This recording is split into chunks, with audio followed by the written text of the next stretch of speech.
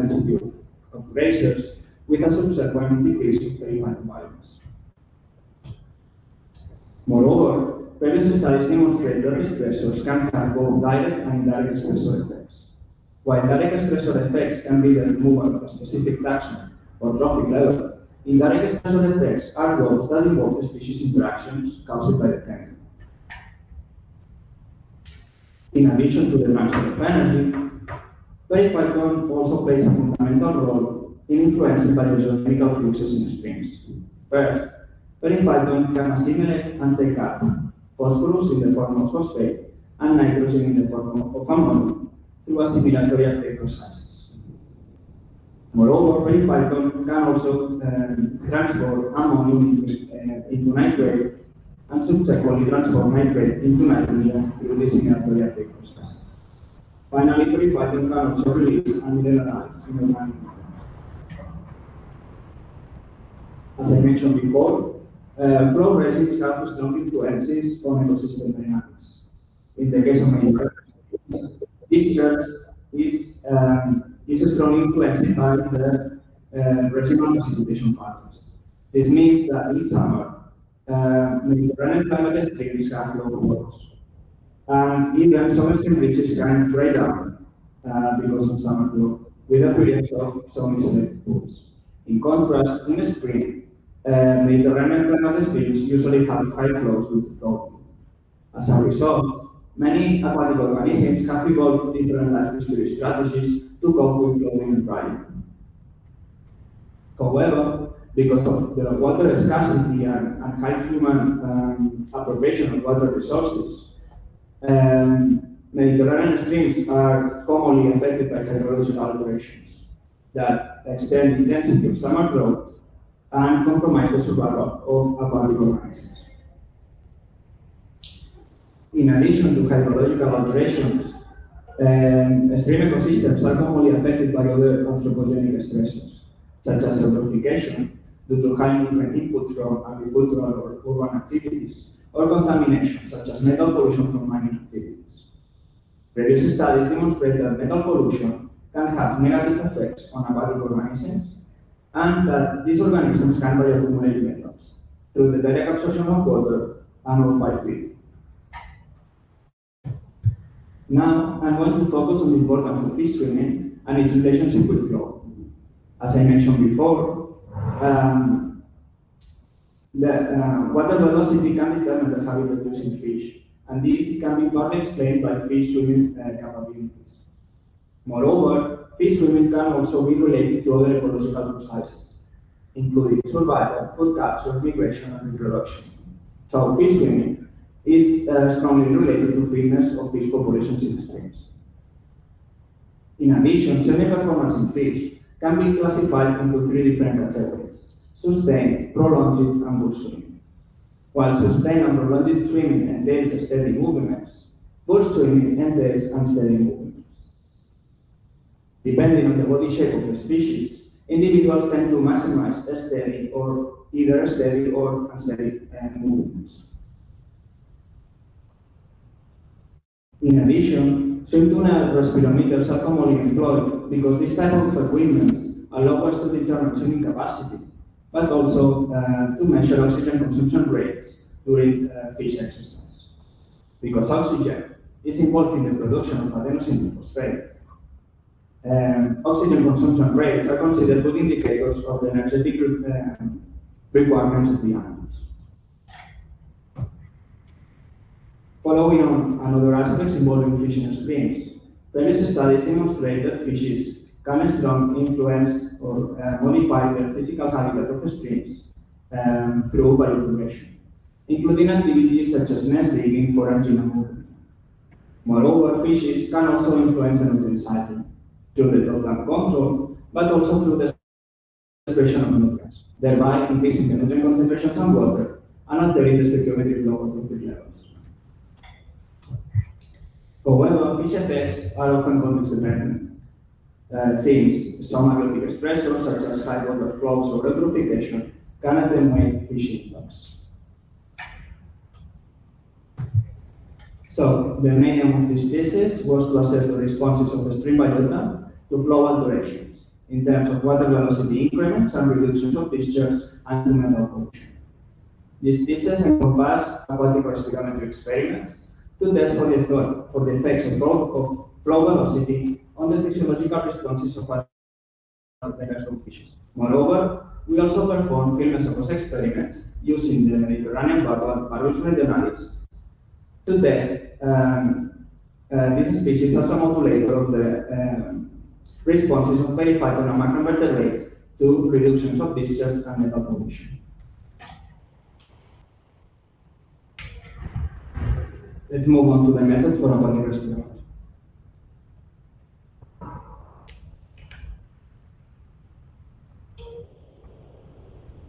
In total, we collect 8 fish species, including Catalan chat, common rock, common bleak, sandfish, Mediterranean barbel, and minnow, using the electrofishing method.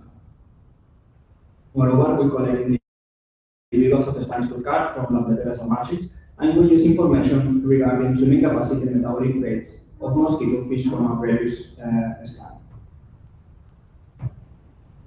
Once at the university, we held in aquarium, equipped with oxygen and filtration systems. We use a natural photo period, and fishes were fed every day with frozen milk bottles. We basically use 2 different types of swim tunnel respirometers. A large one of 5 kilos of capacity was used for the larger species such as cyprinids, whereas a smaller one of 170 milliliters of capacity was used for the smaller species such as Spanish tooth carp and mosquito fish.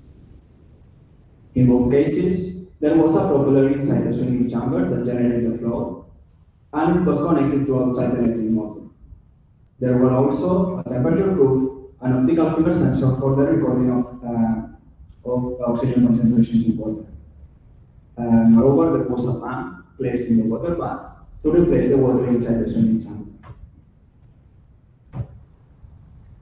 To determine condition performance, we follow the critical swimming speed protocol, or UCRIT, which consists of stepwise increases in flow using intervals of 20 minutes until the fish fatigue.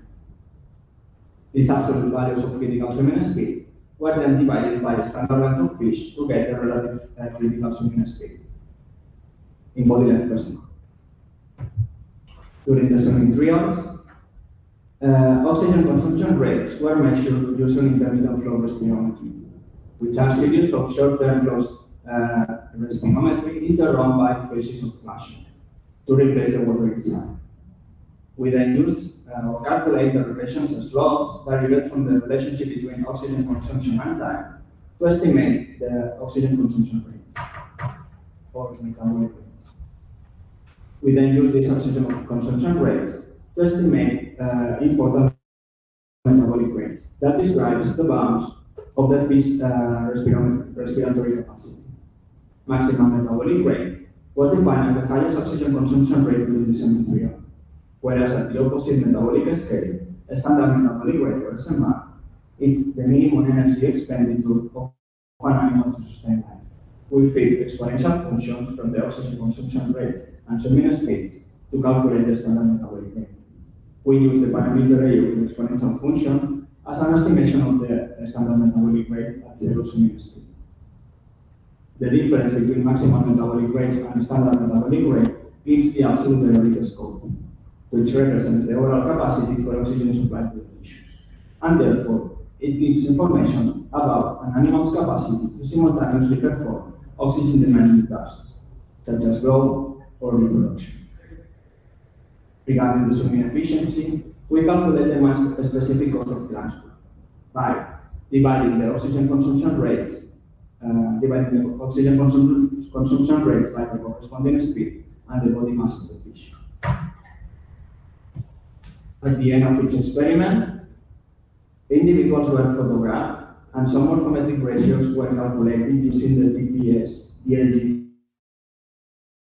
support. These morphometric ratios were Palmer ratio, which is a predictor of maximum probability swimming speed, that is, individuals with streamlined bodies minimize drag forces.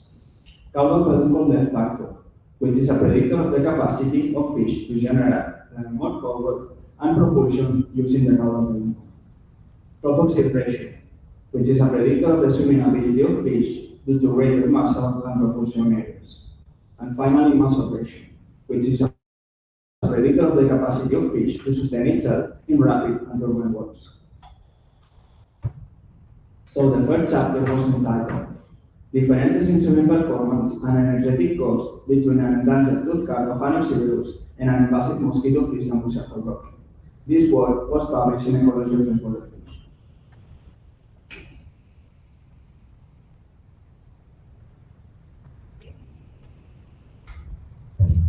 The main objective of this study were to determine prolonged swimming speeds and metabolic rates of Anopsivirus and compare swimming performance and energy use between Anopsivirus and Gambusia holbrooki in relation to morphological aspects.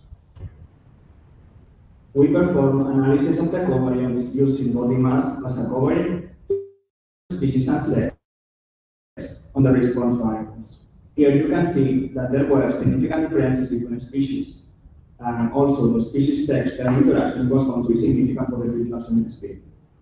The scatter plot below shows the relationship between critical swimming speed and body mass. And you can see that males of Gambusia holbrooki have higher critical swimming speed than females of Gambusia holbrooki, and both sexes of Anopsivirus showing the lowest values of critical swimming speed. These differences in swimming capabilities between the two species agree with the habitat use. While Anopsivirus is mainly found in slow-moving waters, mosquito fish can also be found in downstream reaches, where water velocity is expected to be higher. Moreover, the observed differences between sexes of Gambusia holbrooki could be related to the acute sexual dimorphism of this species, as previous studies suggest.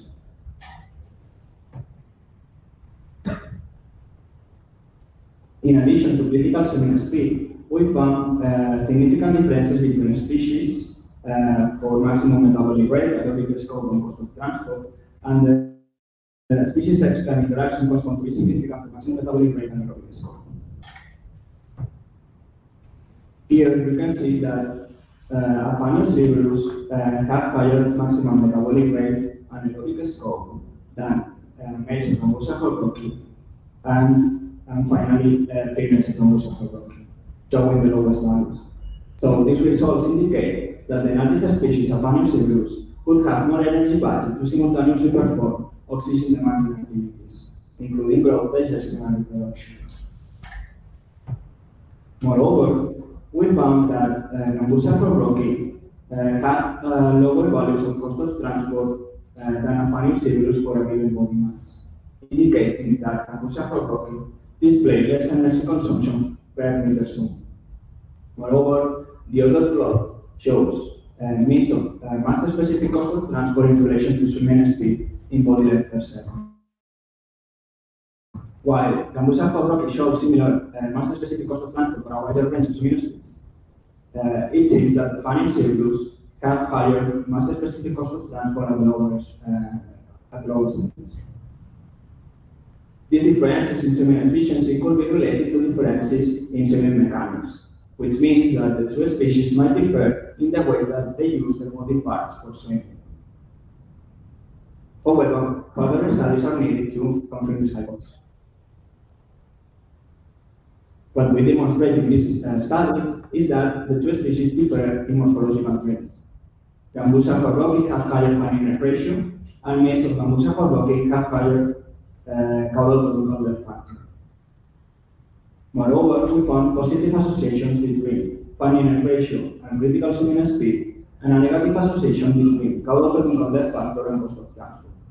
So, we conclude that the more streamlined body and thinner caudal peduncle of mosquito fish allow this species to maintain position longer against water flow, but also to reduce swimming cost because of lower drag forces. The second chapter was entitled Site-Related Effects and the Influence of Metabolic Rates and Morphology on Swimming Performance in Fish. This work was published in Current Zoology.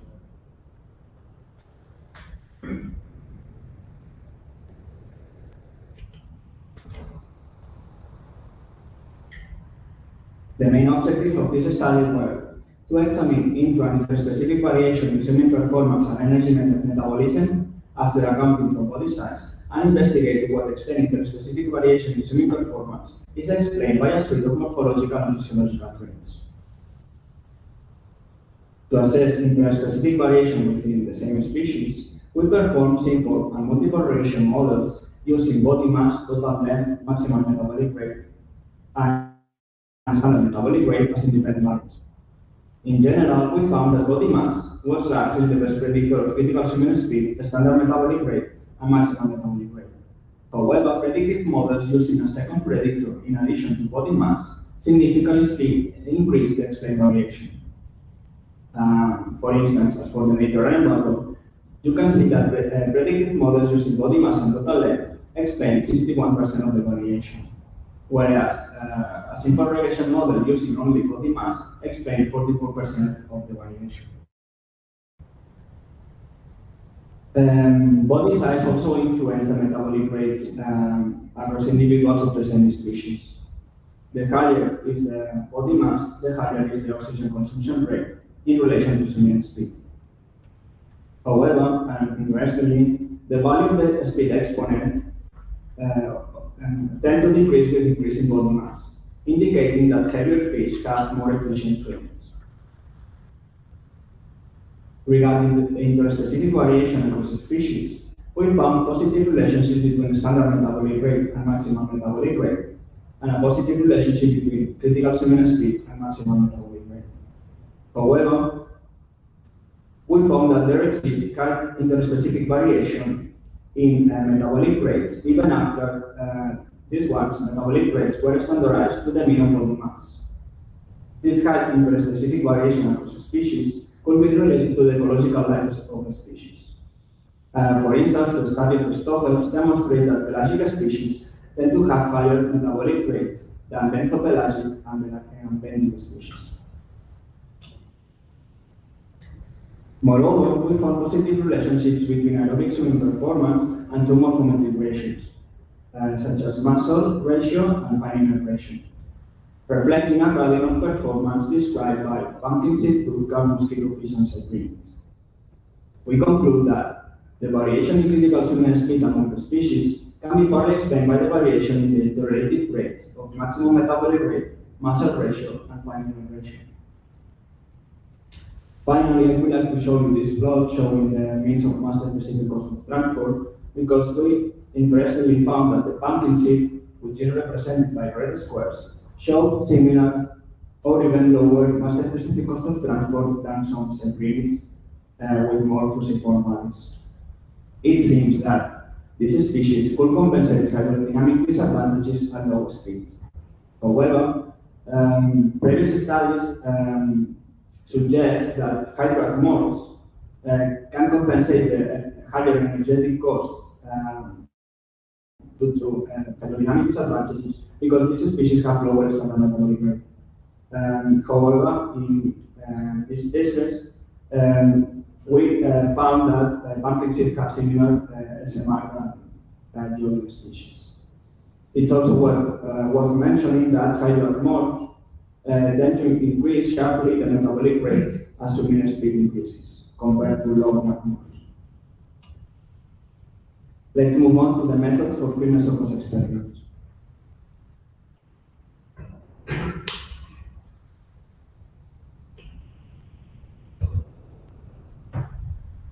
We perform a mesocost experiment in the Girona stream, which is a calcareous stream with a length of 32 kilometers and a drainage area of 185 square kilometers. This stream is affected by eutrophication and by the presence of a well that causes water intermittency downstream. So we perform a mesocost experiment in both upstream and downstream from the well to test for the effects of long periods of dryness on ecosystem structure and function.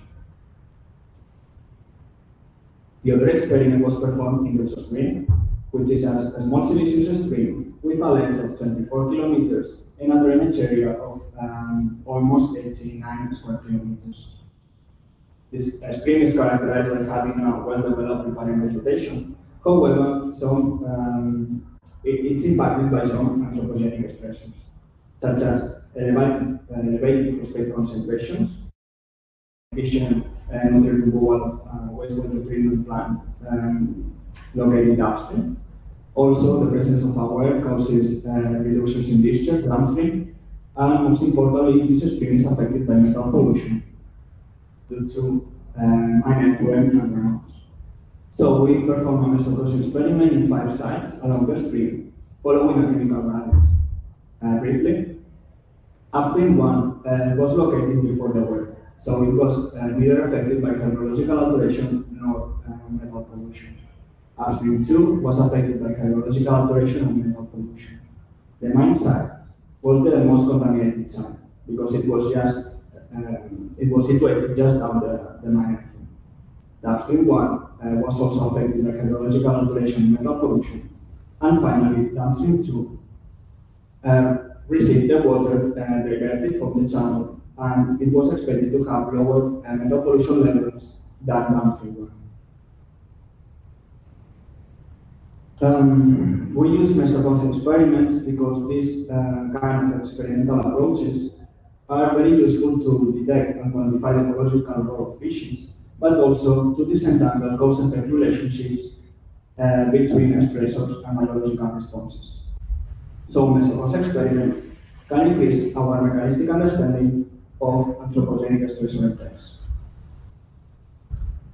For the Gemana stream, we use 4 side cages made of plastic mesh and supported by steel bars. For this experiment, we use 3 different types of treatments, differing in fish density. A treatment simulating the lack of fish, a treatment simulating the actual fish density in the stream, and a treatment simulating high fish density, in which we place 6 fish inside. For the source stream, we use cages made of high-density polyethylene and supported by wooden square structure. The design of these cages allows us to avoid the interference of metals that we would otherwise have with the steel bars, but also we create cages more robust to resist the higher water flows of the source stream. For this experiment, we used 2 types of treatments: a treatment simulating the lack of fish, and a treatment simulating high fish density. In both experiments, at the beginning of the experiments, we filled cages with colonized stream cohorts to simulate the natural conditions inside. And we used, as a species model, the various dynamics. Treatments were replicated 3 times at each site, and the duration of the experiment was 2 weeks. During the 2 experiments, we determined the discharge, some physicochemical parameters, phosphate and ammonia concentrations in water, and dissolved metal concentrations in water. Regarding the phyton, we determined the biomass, including chlorophyll concentration and aspirated mass, metal concentrations accumulated, and the nutrient content, including carbon, nitrogen, and carbon phosphorus ratios, and also it was performed an experiment focused on nutrient active rates by Python using the nutrient addition technique. We also estimate the density of macroinvertebrates and that of the functional cleaning groups. Families of Ephemeroctera, Plecoptera, and Plecoptera were grouped as Epiditaxa, whereas families of Odonata, Coleoptera, and Hemiptera were grouped as OCH taxa. We also estimated the biomass of macroinvertebrates and the metal concentrations accumulated in their tissues. So the 3rd chapter was entitled Combined Effects of Hydrological Alteration and Cyprian Fish Mediated by Geochemical Processes in a Mediterranean Stream. This work was published in Science of the Total Environment.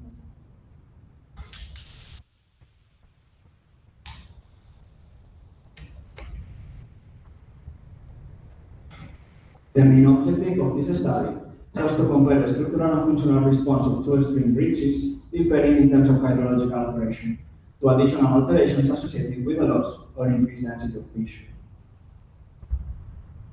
We performed Fermat analysis to test for the effects of reach and treatment on the structural responses of both periphyton and macroinvertebrates. So here you can see that there were clear differences between the permanent and regulated reach, but in contrast, treatment effects were not significant for any of the response variables. These bar plots show the density and biomasses of macrovertebrates in the permanent ridge, regulated ridge, and also in our premiums. So we found higher densities of macrovertebrates and biomasses in the regulated ridge. Carenomidae was the most abundant macrovertebrate family, and also we found that racers account for a significant fraction of biomass in the regulated ridge. As I mentioned before, treatment effects were not significant, indicating that the top-down control of fishes on macrovertebrates was weak. Is it possible that great variation in flow and also the eutrophication conditions can attenuate the top-down control of fishes or lower eutrophic as previous studies suggest? Moreover, we found that the periphyton biomass, including the chlorophyll concentration and aspidary mass, was found to be lower in the regulated ridge.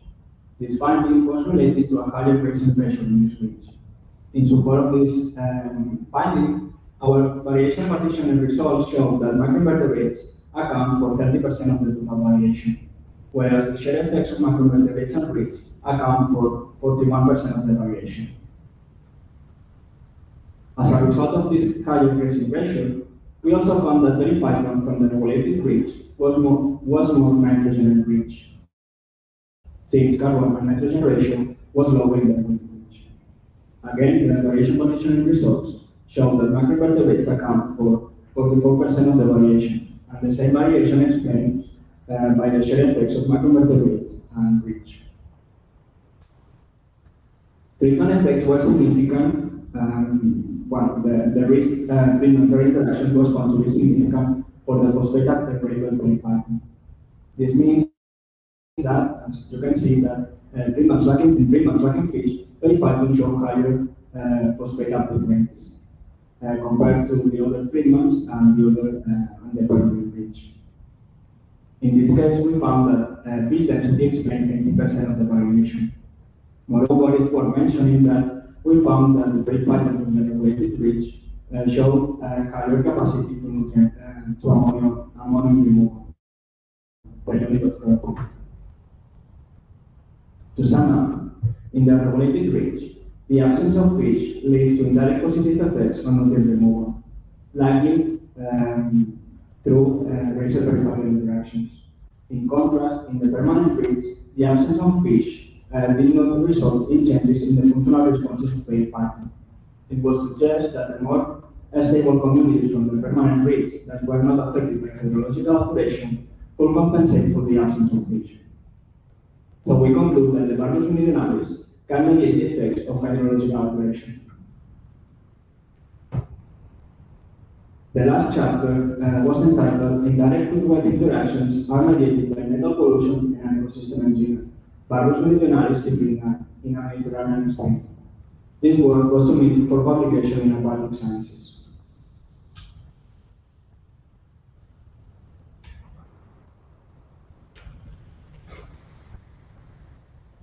The main objective of this study was to evaluate the responses of periphyton biomass and abundance of benthic macrovertebrates to the presence and absence of a predatory fish, Barbus meridionalis, along the metal pollution gradient. Here you can see that water discharge was low in upstream too, and also the average values of zinc concentration in the main site largely exceed the chronic toxicity threshold of 120 micrograms per liter established for freshwater biota. So it is likely that the differences observed along the metal polluted stream is related to the zinc toxicity. This scatter plot shows the trace metal concentrations accumulated in periphyton and former macrovertebrate families. So we found that periphyton had the largest metal loads, and also, as reflected by the positive relationship, both type of organisms showed similar patterns of bioaccumulation. Moreover, we found differences in bioaccumulation between the four macrovertebrate families, with confidae, which are predatory invertebrates, showing the lowest donors of metal concentrations of zinc, lead, and cadmium. In agreement with this, previous studies found that carnivores tend to accumulate lower metal concentrations, whereas herbivores or grazers tend to accumulate higher metal concentrations because they are more exposed to the metal pollution of the periphyton. The higher metal concentrations accumulated in the periphyton. However, in our stream, the family Limnaeidae, which are grazing snails, were extirpated from the most polluted sites, indicating that this taxon is very sensitive to metal pollution. The biomonitoring study revealed that while periphyton biomass did not decrease due to metal exposure, total density of macrovertebrates and biomass were lower in the mine and downstream water sites. At the upper level, we found that the Cameroptera and Coleoptera densities decreased also in mine and downstream water. And the percentage of the fraction of grazers also decreased in these two sites, which were the most polluted ones. Whereas the other functional feeding groups show similar densities. Regarding the Mesopause experiments, we found that in general there was a decrease in macrovertebrate density during the fish stream, which is represented by green dotted columns. However, treatment effects were limited. In agreement with these results, a previous study of Rodriguez-Lozano using the Mediterranean barrier in Mesopause showed that treatments with high fish density tend to decrease the density of both primary and secondary consumers. But also they found that these fish species have preference for eating caryonomic larvae. Regarding the periphyton, we interestingly found that both chlorophyll concentration and asphyllite weight decreased during the fish treatment, regardless of metal pollution levels. This suggests that the venting behavior of these fish can cause biodiversity, thus decreasing the biomass of the periphyton. It's also worth mentioning that chlorophyll concentration of upstream 1 was lower compared to the other sites. It is likely that grazers from this site were capable of controlling this biomass. To sum up, in polluted reaches, the absence of fish revealed that the direct negative effects of zinc on macrovertebrates lead to indirect positive effects on periphyton biomass. In contrast, in non-polluted reaches, the absence of fish results in cascading responses. So, we conclude that metal pollution alters the outcome of species interactions in the absence of fish. In contrast, we found that the presence of fish leads to decrease both the density of macrovertebrates and the periphyton biomass. So we conclude that the top-down control by barrier longitudinalis was not context dependent, and fish modified metal pollution effects. Let's move on to the general discussion.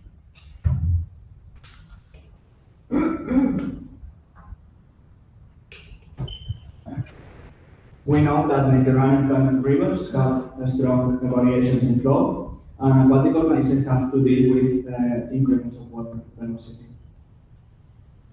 In this thesis, we evaluate the effects of flow velocity on the physiological responses of fish, and our results indicate that there exists both intra and interspecific variation. These extreme ecosystems are commonly affected by anthropogenic stressors that have negative effects on aquatic organisms. These organisms are interlinked by biotic interactions in ecological networks. So this means that anthropogenic stressors can be transmitted across trophic levels. Our results from the Mesopause experiments show that there exist food web-related stressor effects induced by the presence or absence of fish in streams impacted by hydrological alteration and metal pollution. Regarding the results of the aquatic respirometry, we found that some invasive species like leek have higher critical swimming speed than some native species. Also, a previous study of Canada, Brazil, accounting for all the existing information regarding marine species, demonstrate that invasive species actually have a similar capacity of swimming as native species after controlling vertical. So, these results are contrary to the notion that native species can cope better with high flows because of a higher swimming performance. Previous studies also suggest that a combination of behavioral, morphological, and physiological adaptations may explain why invasive species are less tolerant to high flows. Physiological limitations can be, or adaptations can be, a high level of scope. In agreement with this, we found that some native species tend to have higher absolute aerobic scope than some invasive species of similar size. So we conclude that future studies should account for physiological responses of fishes to better understand patterns of fish assembly structure in streams.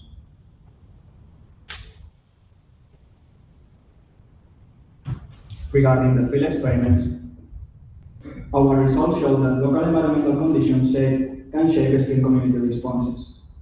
So now I'm going to show what is happening under conditions of water diversion and metal pollution. Water diversion reduces the density of fishes, and the shared effects of water diversion and stream flow increase the density of colonies and species.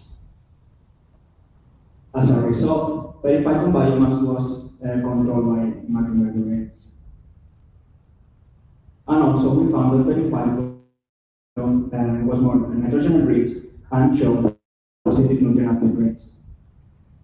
In contrast, in situations of metal pollution, we found that toxicity reduced both the densities and biomasses of fishes and macroinvertebrates, and that periphyton biomass benefit from a lower grazing pressure. However, periphyton tend to accumulate the largest metal loads.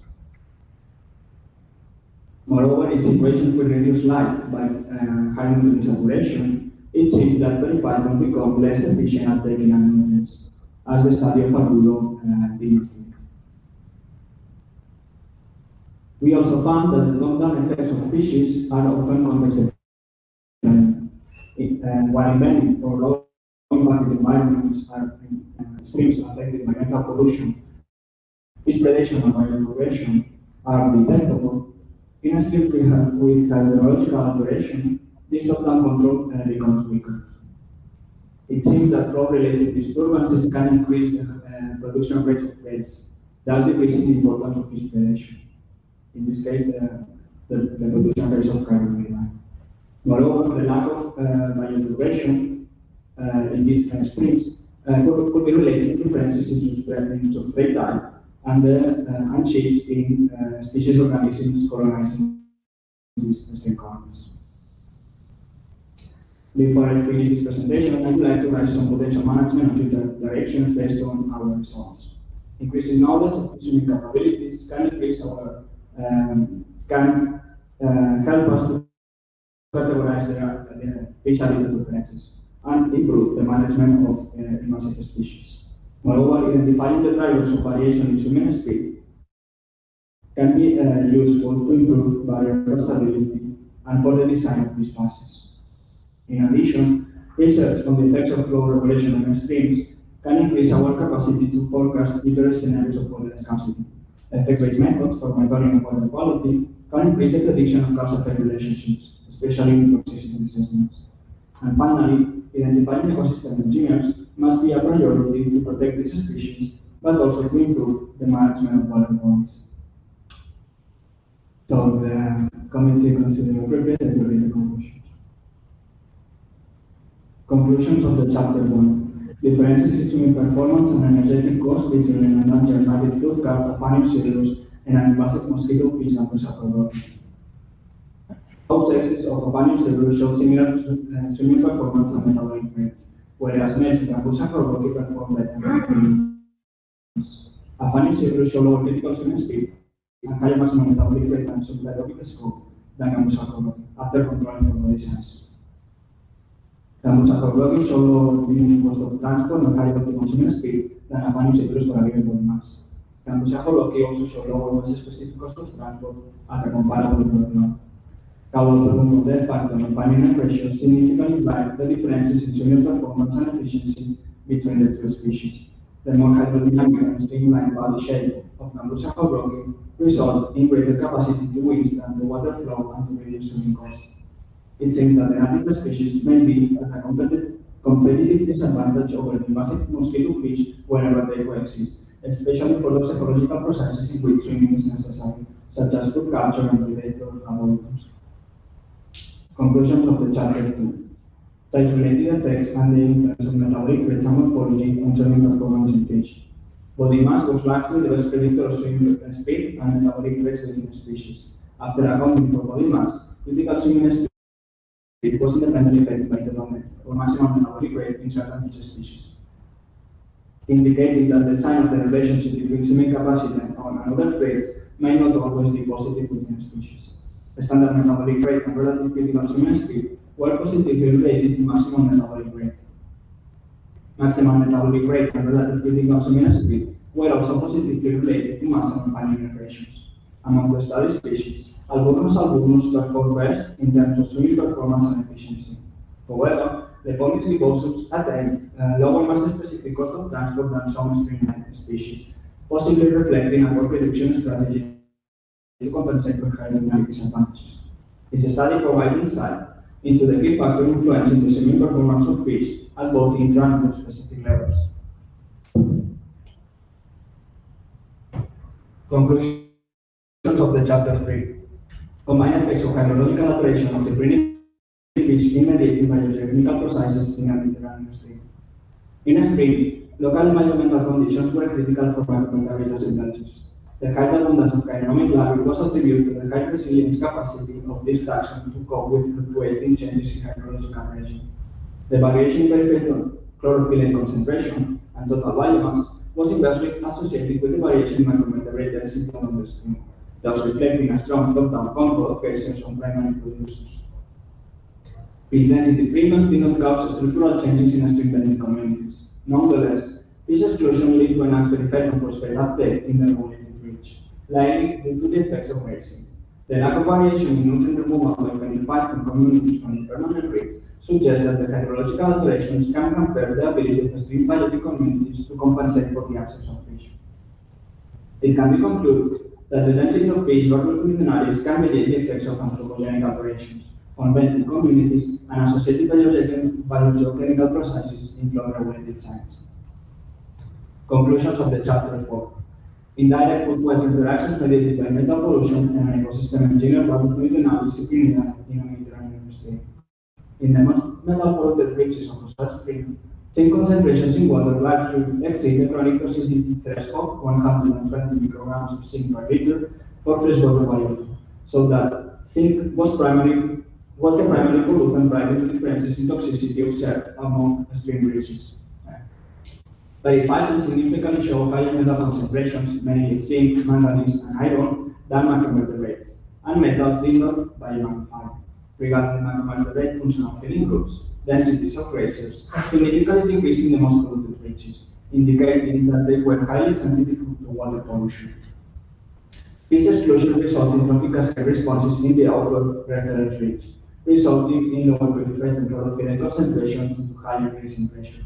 Conversely, in the metal polluted reaches, fish exclusion revealed indirect positive effects of metal pollution on periphyton biomass by lowering grazing pressure.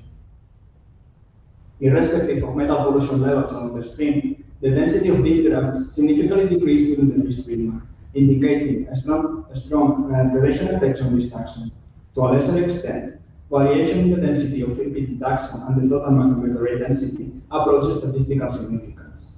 Interestingly, both periphyton chlorophyll concentration and total biomass significantly decreased in fish streamers as a result of the bioturbation caused by the benthic fish behavior. Because the presence of fish modified the direct effects of metals on ecosystem structure, that is, an increased periphyton biomass that would otherwise occur in the absence, it can be concluded that changes in fish density values minerals can modify the effects of chemical pollution in the streams. Thank you.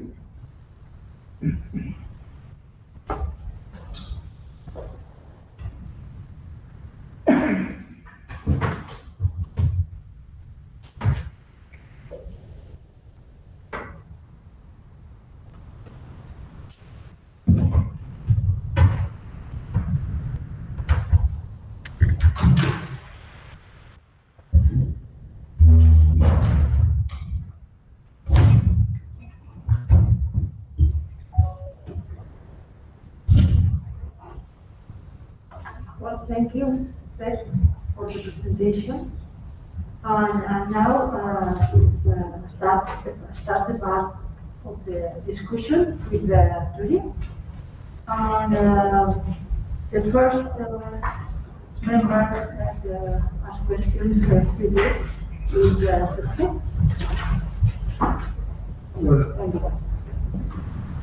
first of all, I would like to.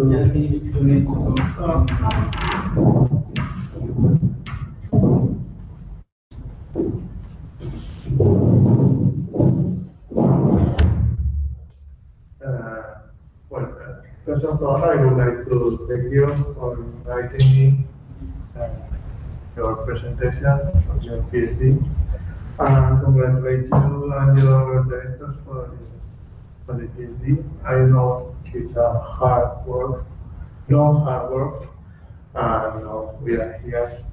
Let's try to enjoy discussion about science and try to relax, because probably I'm more nervous than you, because this is my first time as a UV, so let's try to enjoy.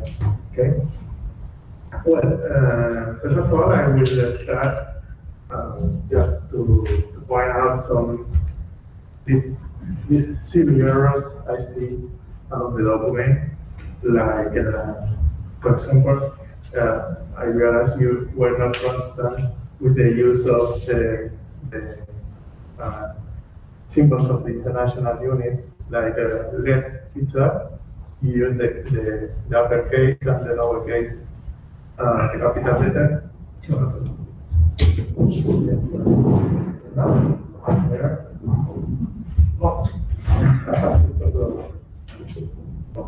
Okay. Fair enough. Probably this is because you have published some of the articles in different journals, and then when you put all the articles together, you have to change the format for the making a whole or making a sense. But they came from different journals with different formats, and well, it's not easy. But you have to try to be consistent with this kind of things. On the other hand, for example, I saw some errors like separating the units from the numbers at the end of a line or something like that. I have a lot of these kind of silly things along the document.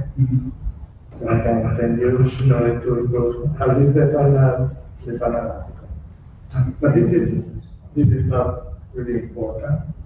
From my point of view, the important things are related with the topics you try to deal with.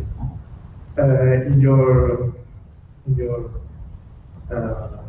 document, at the beginning you have some common methods, and you talk about the steady, unsteady, and partial. But you classify them in three categories. But as far as I know, you discuss only about two: the parts and steady and velocity. I miss the reference of Howard 2016 that properly described this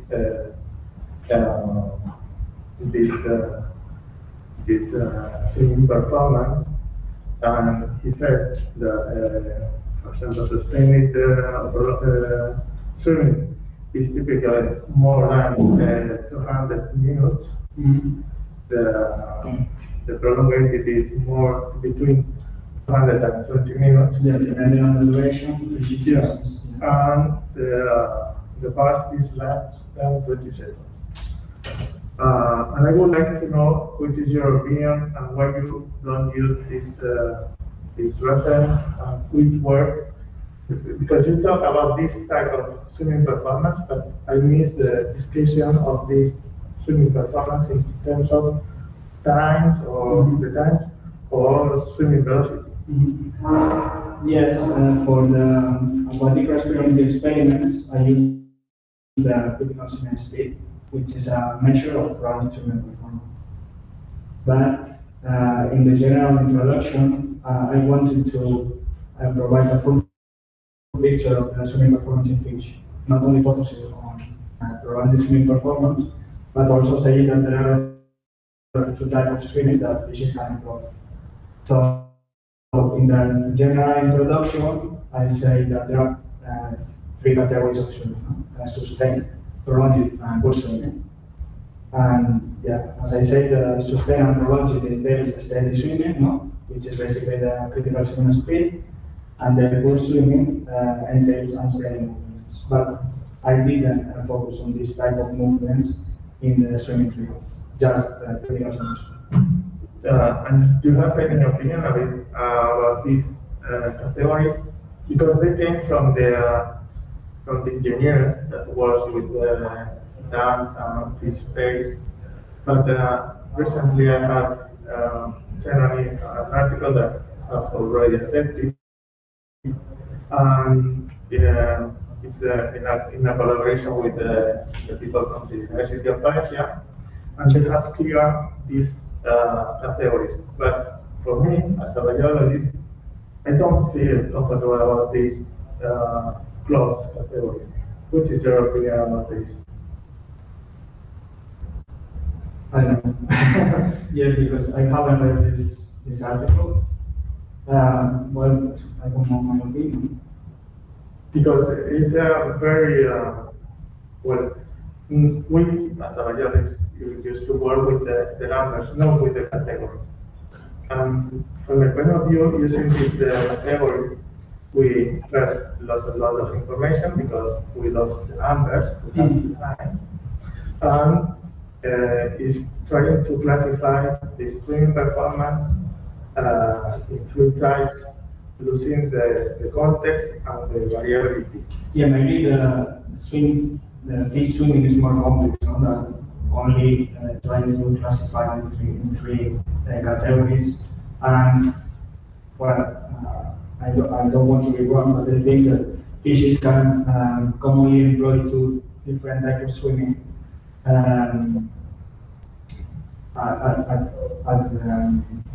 For instance, during the determination of critical swimming speed, when fishes are reaching their fatigue, they usually tend to change from steady to unsteady swimming. And in that moment is when you stop swimming. So fishes can use two types of swimming in the nature, for instance. So it's okay. Now I'm going to talk with you about some statistics issues, which are not only in one chapter, but in some of them. For example, in chapter 4, you use Cruz-Cavallis to compare between the, okay?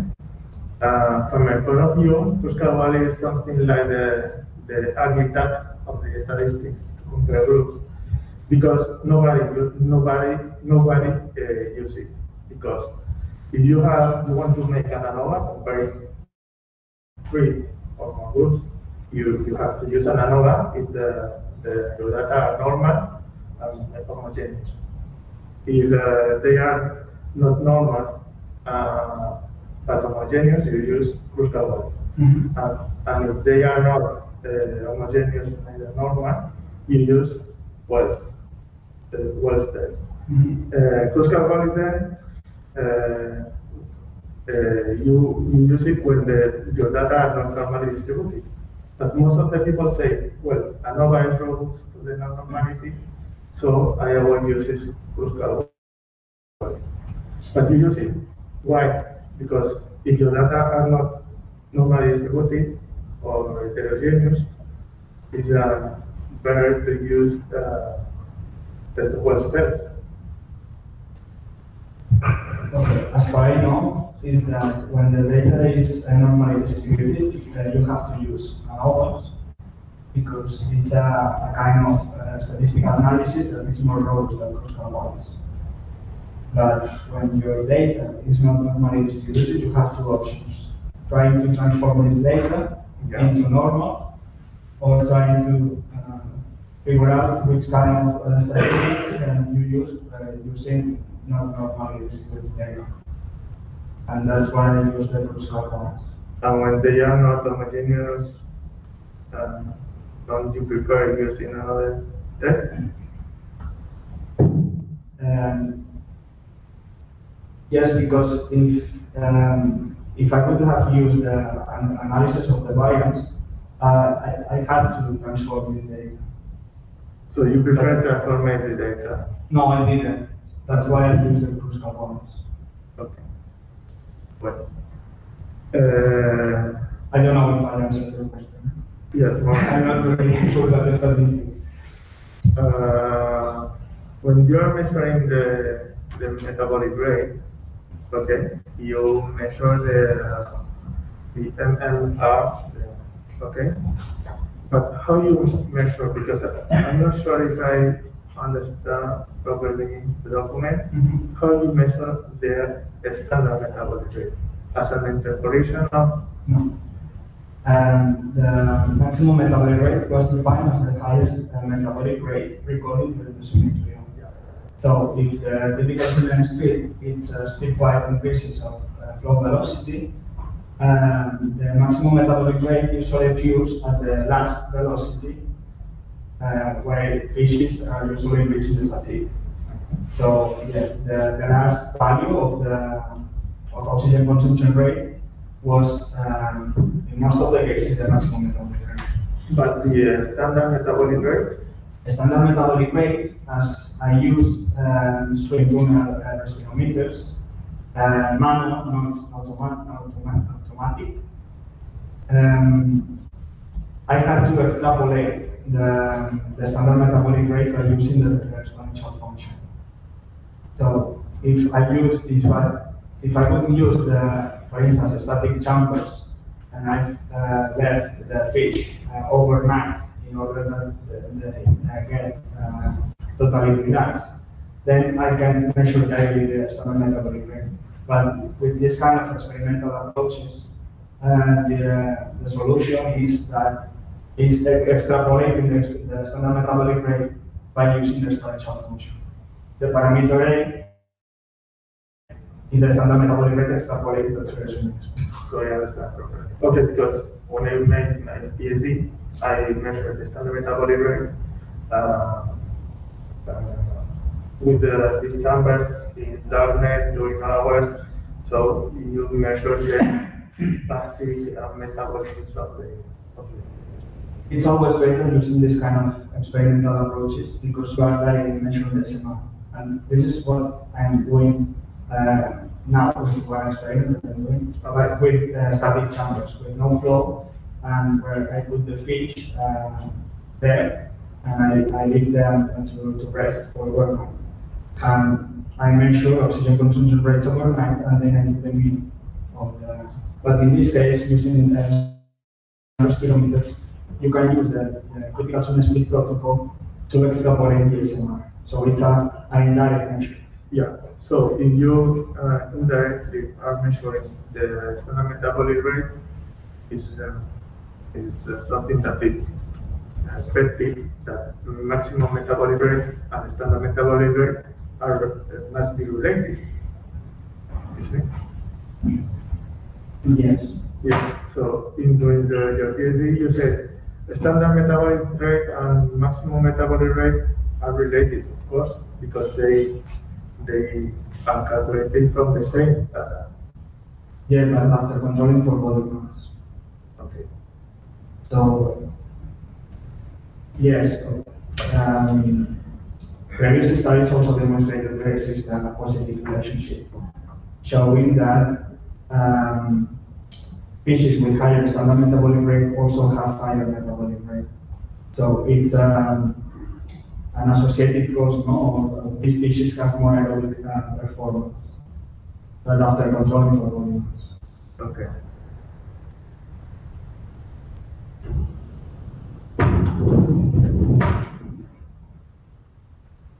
But probably you know some of my previous work. I suppose that the expected question is why you don't use geometry morphometric instead of using fineness ratio, caudal peduncle depth factor, propulsive ratio. you can use geometric morphometric techniques and avoid using these approximations that are, if they are, size dependent. I can tell you the reason. In that moment, it was the thing that I thought that was more convenient, but it's true that using other techniques are more effective. In that moment, it's the thing that... Because by using these approximations, which are size dependent, of course, you will find a lot of relationships between these parameters and metabolic rate and swimming, because size is behind them. So the most appropriate technique to avoid this size defects is scaling the shapes and so on, and you can do it only by using geometric morphometrics that avoid the size, and you only compare shapes by using lambdas. In my opinion, these techniques will be better in order to analyze these patterns without the effect of size, which is behind all of these processes. In concrete, I would like to ask you about the propulsive ratio. From my experience, this parameters is hard to measure because you have to measure the surface of the fins, and sometimes you have to move them. You have to it was sometimes tricky. Yeah. And the thing that is hard to measure. Yeah, the question is, you trust on these parameters. You trust you think that the values you obtain are good enough, or sometimes are what? I agree with you that there are that, for instance, geometric is more robust, and also that mathematic ratios are size dependent. I totally agree with you. But in concrete with the propulsive ratio, measuring the thing, you have to properly. Yes, well, I use the zoom option to focus on specific body trait and then draw the line, and following the shape of the fish. Okay. From my point of view, it's one of the parameters I say, well, this is so hard to measure that I think it's not very reliable. It's like it's hard to believe that the numbers you get are good enough, in my opinion. But I never measure this parameter. Yeah. I follow some important contributions using these kind of morphometric ratios. I inspired in this a couple of works. But yes, I agree with you. I take you. Okay. In chapter 2, you select 8 species. Why these 8 species? Yes, the original idea was more enthusiastic. We wanted to include many species, okay? But there was a moment that we said, okay, stop, because you have a lot of data, and also we account for different species with different body sizes and morphological traits. So for the purpose of the study, we was comparing this wide spectrum of sizes, and it was enough. Okay, so that was. How do you feel about the sample size? Because, for example, you have only 6 Mediterranean models. Only 6?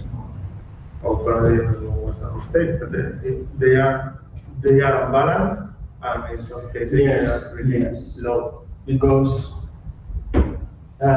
it's very time consuming because, as I said, this type of equipment are not automatic. So each day with one fish. And sometimes the experiments didn't go well, so I had to repeat. That's why sometimes one species has 15, the other has 10 or 12. Of course, as higher is the sample, higher is the more accurate are the results. Yeah, but the main problem is that even not only the sample size, but the unbalance. In some species you have a lot of individuals, but in another ones you have only one or some samples. It was also hard to find these individuals under the same conditions in streams, no? Because the densities fluctuate, Yeah. and sometimes you go to the field and you didn't find any individual. No? Okay.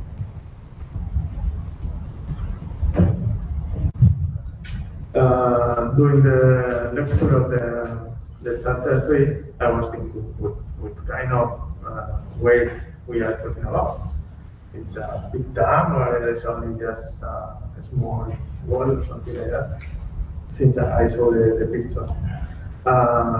So in the picture, I understand some things that you said previously, like, for example, the rivers tend to dry because of the waves. In my experience, well, the presence of dams, waves, and so on, I tend not to dry the rivers, but to yeah, yes, to regulate it. Yes. Okay, but when I saw the picture, I understand what you're talking about, because they use this way to start. There is a direction channel for irrigation. So they are taking water from the stream. But in fact, it's really a small one. It's a really small one. But they are scaled to the small rivers that are running from where I carry on my experiments. The thing is, how far you think this kind of ways can regulate the rivers? You know, of course, they are used to dry water for irrigation, but the big flow cannot be stopped for this kind of ways. Yeah. So the effects on flow regulation of this kind of ways is not so hard. I think that the problem occurs in summer, you know, when 1 year we have a normal summer and the other we have a strong summer growth. And if the waste is reducing the discharge, we are at risk of having no low flows in downstream. No? And this is the case in the Girona stream, in which some years downstream from the well became isolated with isolated pools. So it's clear that there is an effect of hydrological alteration here. So, okay.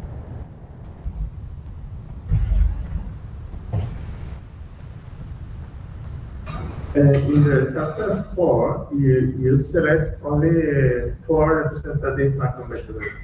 Why? Why only 4, and why these 4? Well, before the experiment, I carried out some samplings of macroinvertebrates, and these 4 were quite abundant, some on the stream. And also, I tried to find families of macroinvertebrates representing different functional activities. Okay. But, yes, then I realized that there were not grazers being alteration as snails in the mine site. But yeah, that was the thing. In fact, I'm not expert in macroinvertebrates, and I have to take my data guide to see which functional groups were these macroinvertebrates. Yeah, also I guess probably it's because of the function of yeah, exactly. And also for instance, Helena are commonly used for analysis of metal combinations. So this, I choose this taxon for the reason because then I can compare the other ones.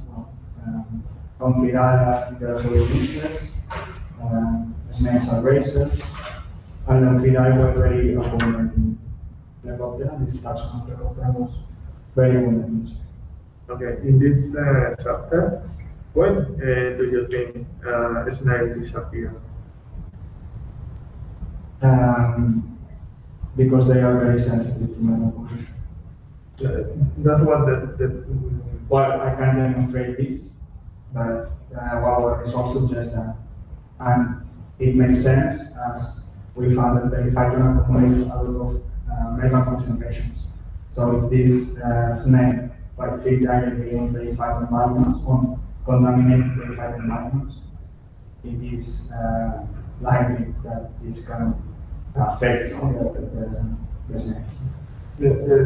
My first thought was probably because of the pH, because probably we have very active waters, and probably this affects the carbonate of the sand. This is strange, not acid. But I was looking for the pH, and I saw that it was not so low. So I was thinking, what is the cause? What could be? Yeah, and also, I also think that it's related to metal contamination because we found this taxon in upstream too, which is very close to the mine site.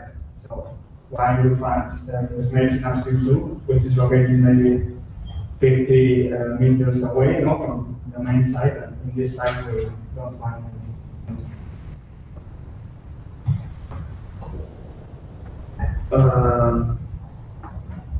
I'm totally agree with some of your results related to sex, sign, and velocity barriers, and so on. As I told you, the results fit with the article that I have sent, that I present in the probably you know it because you congratulate me because of the presentation at the civic meeting. But these results, your results, fits perfectly with my results. So probably we are not so wrong. Okay, we have the correct way. But knowing this, how do you improve the velocity barriers? These barriers in the rivers. Because during your presentation, you said that we can use these results to manage, to implement these results in the. Yeah, exactly. Well, how do you do it? I think that it's important to take into account the body size, morphological traits of the species, and also behavioral traits. So one species might be a very good swimmer, but maybe it has a pelagic behavior.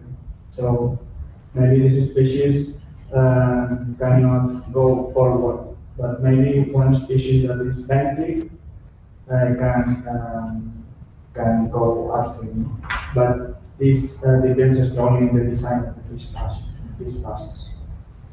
So yeah, I think that the key determinants of fish passes are body size, swimming capabilities, morphological traits, and other aspects such as behavior. I suppose to design a fish pass, keeping in mind the morphology of all the species, behavior. Yes, well, actually, this is very challenging, and this is what the experts in this field are experiencing, that it's very difficult to adapt one design to cover all the species. And so far, most of the fish passes have been focused on one species, but then we realized that the other species is not. In most of cases, are one. Yeah. In keeping this in mind, what do you think about that removal? It's something that Fortunately, our administration is starting to do, and they are removing most of the waste and dams that are not useful or almost destroyed or whatever. And what's your opinion about this? And what is your opinion about dam removal in the context of the alien species that we have on the river? Because some experts say that we cannot remove all the dams because we can help, we can promote the alien species to disperse upstream, but I would like to know your opinion. It's tricky to answer. I think that so removing the dams, I think it's positive, or maybe it can be positive in the long term. Okay. So research has demonstrated that invasive species benefit from low flows. So if we have a physical barrier in streams, this reduces discharge, and maybe that's why invasive species spread. No. Sorry, No, that's all. But yes, and also in terms of in ecosystemic, the other part, hydrological alterations can also influence ecosystem structure and function. So I think it's a good idea we remove physical barriers from streams. Yeah, in my opinion, even more. If we have the rivers in good conditions, structurally and functionally in good conditions, we are making our rivers more resistant and resilient to the arrival of these alien species. So not only we can reduce the presence of these species, but also we are making that harder to establish in our rivers. So, in my opinion, removing all those useful barriers is essential. And finally, well, not finally, but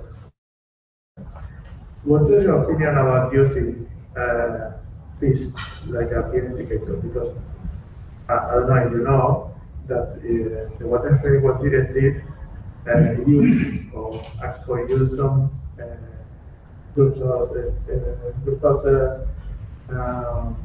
taxonomic group to evaluate the status of our rivers.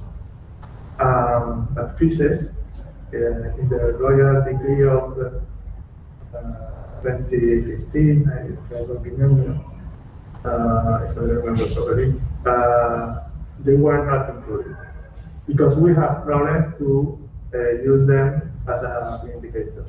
Which is your opinion about this? Well, I think that they are good indicators, but I can't tell you exactly why. We know that fish populations are declining, because climate change and anthropogenic stressors. Also, we know that some traits, like physiological traits or swimming performance, can be related to fitness.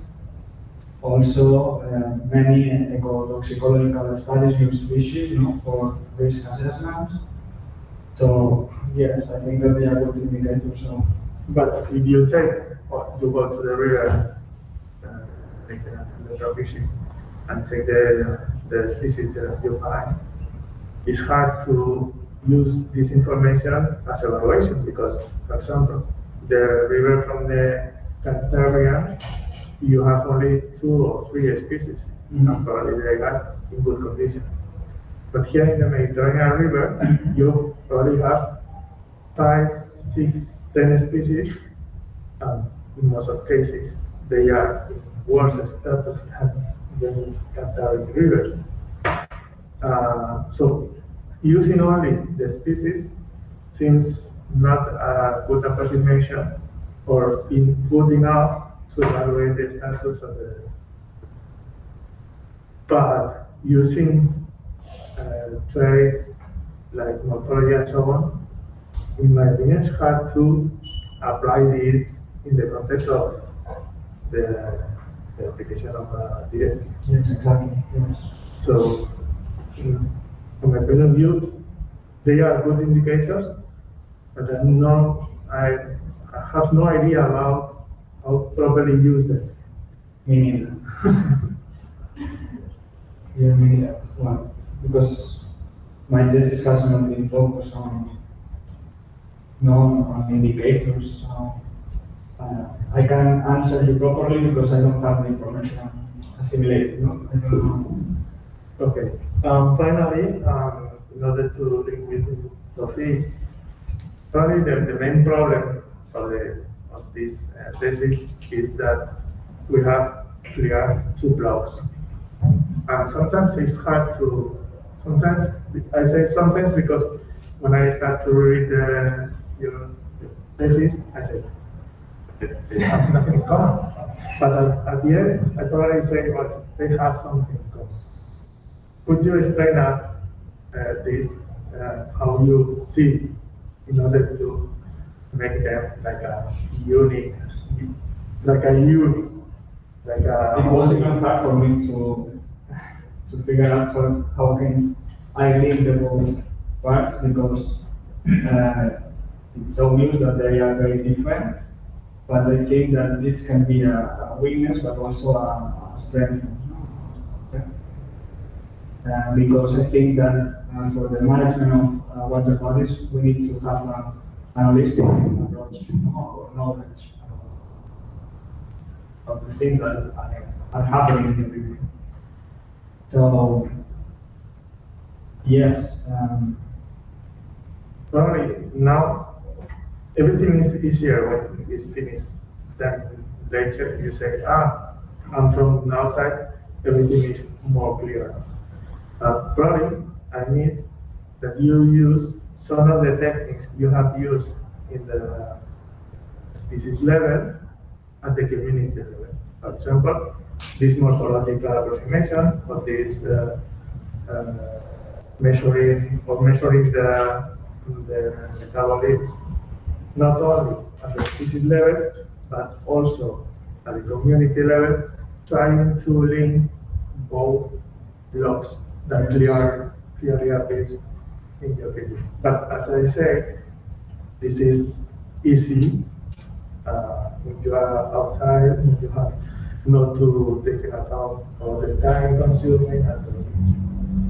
Yeah, maybe one experiment, stereometry experiment, including some environmental factor, is having to better link of this is what I know. In any case, congratulations for your thesis.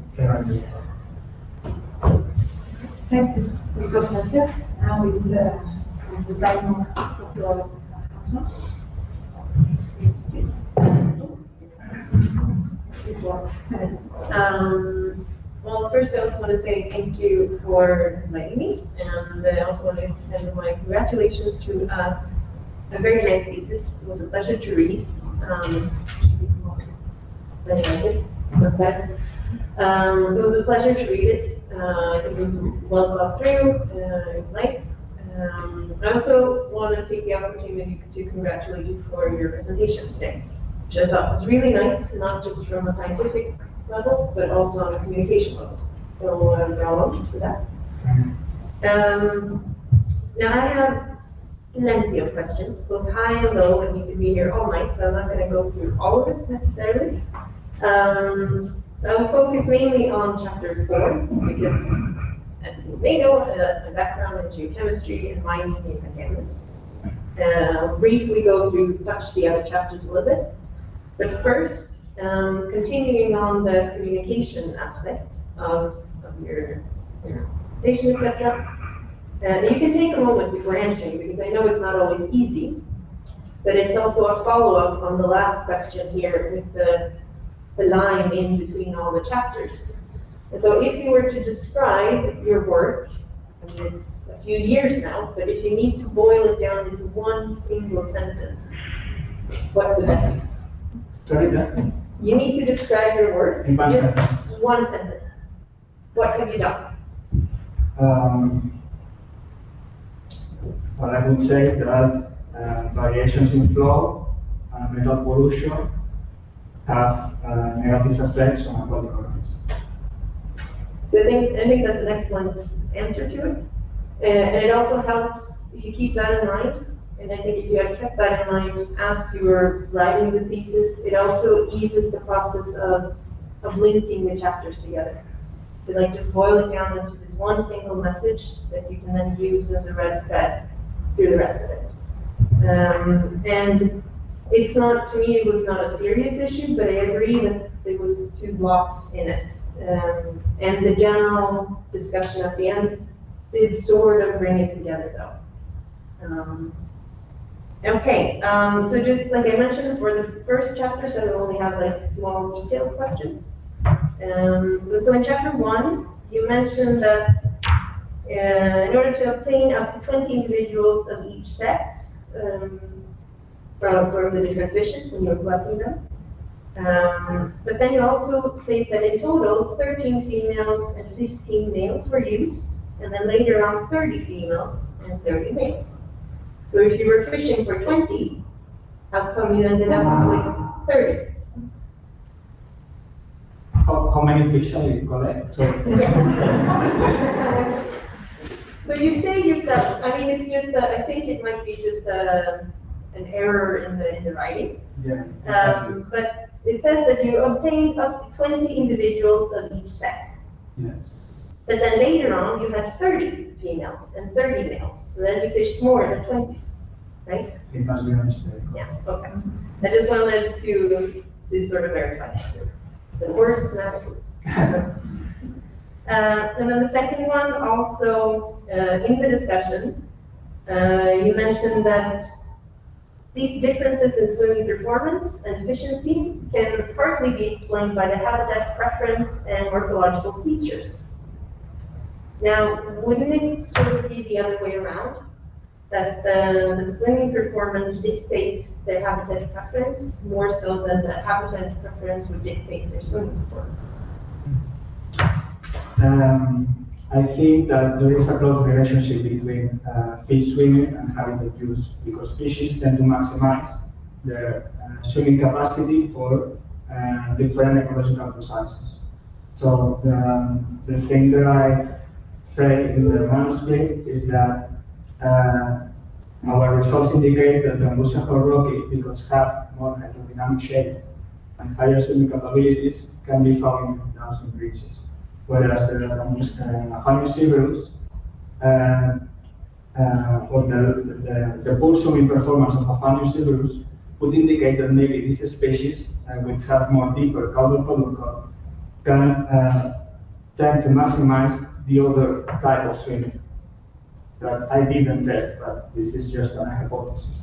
And this type of swimming, which is the steady movements, like rapid turns or like this, can be useful, or maneuverability, sorry, can be useful in ponds or lagoons where aquatic environments are very complex. No? So there might be some trade-off between the two types of swimming, and between the two species. Yeah. Then we'll quickly skip to chapter 2 because I want to save more time for chapter 4.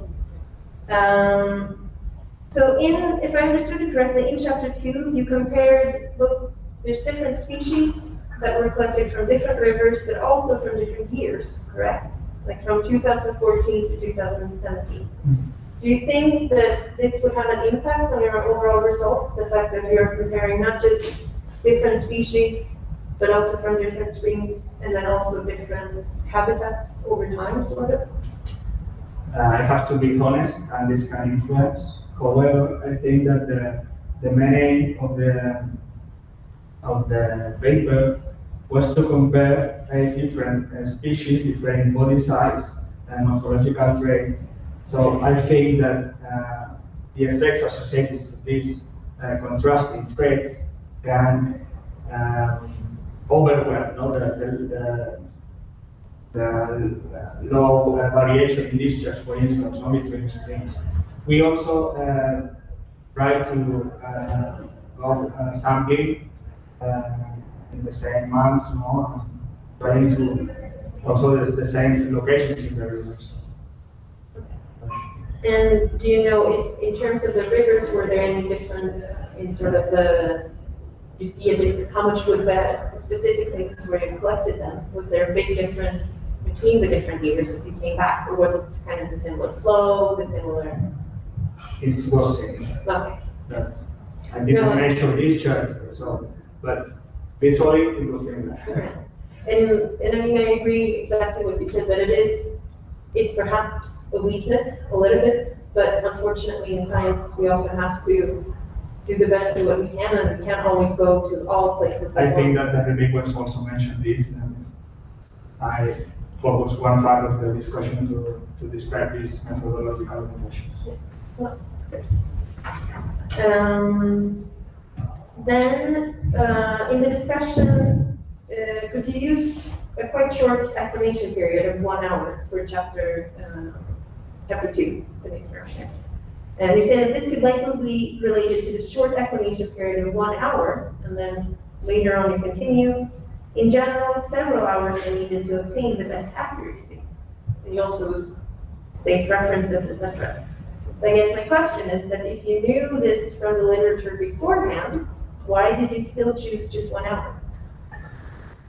Because I already started experiment using 1 hour, and I wanted to compare all the species under similar experimental conditions. Did you expect, if you would have done it differently now or gone back, do you think you would have a different results, or would it have been more or less the same? There are some studies that demonstrate that acclimation period do not affect the same performance, but it can affect the standard metabolic rate.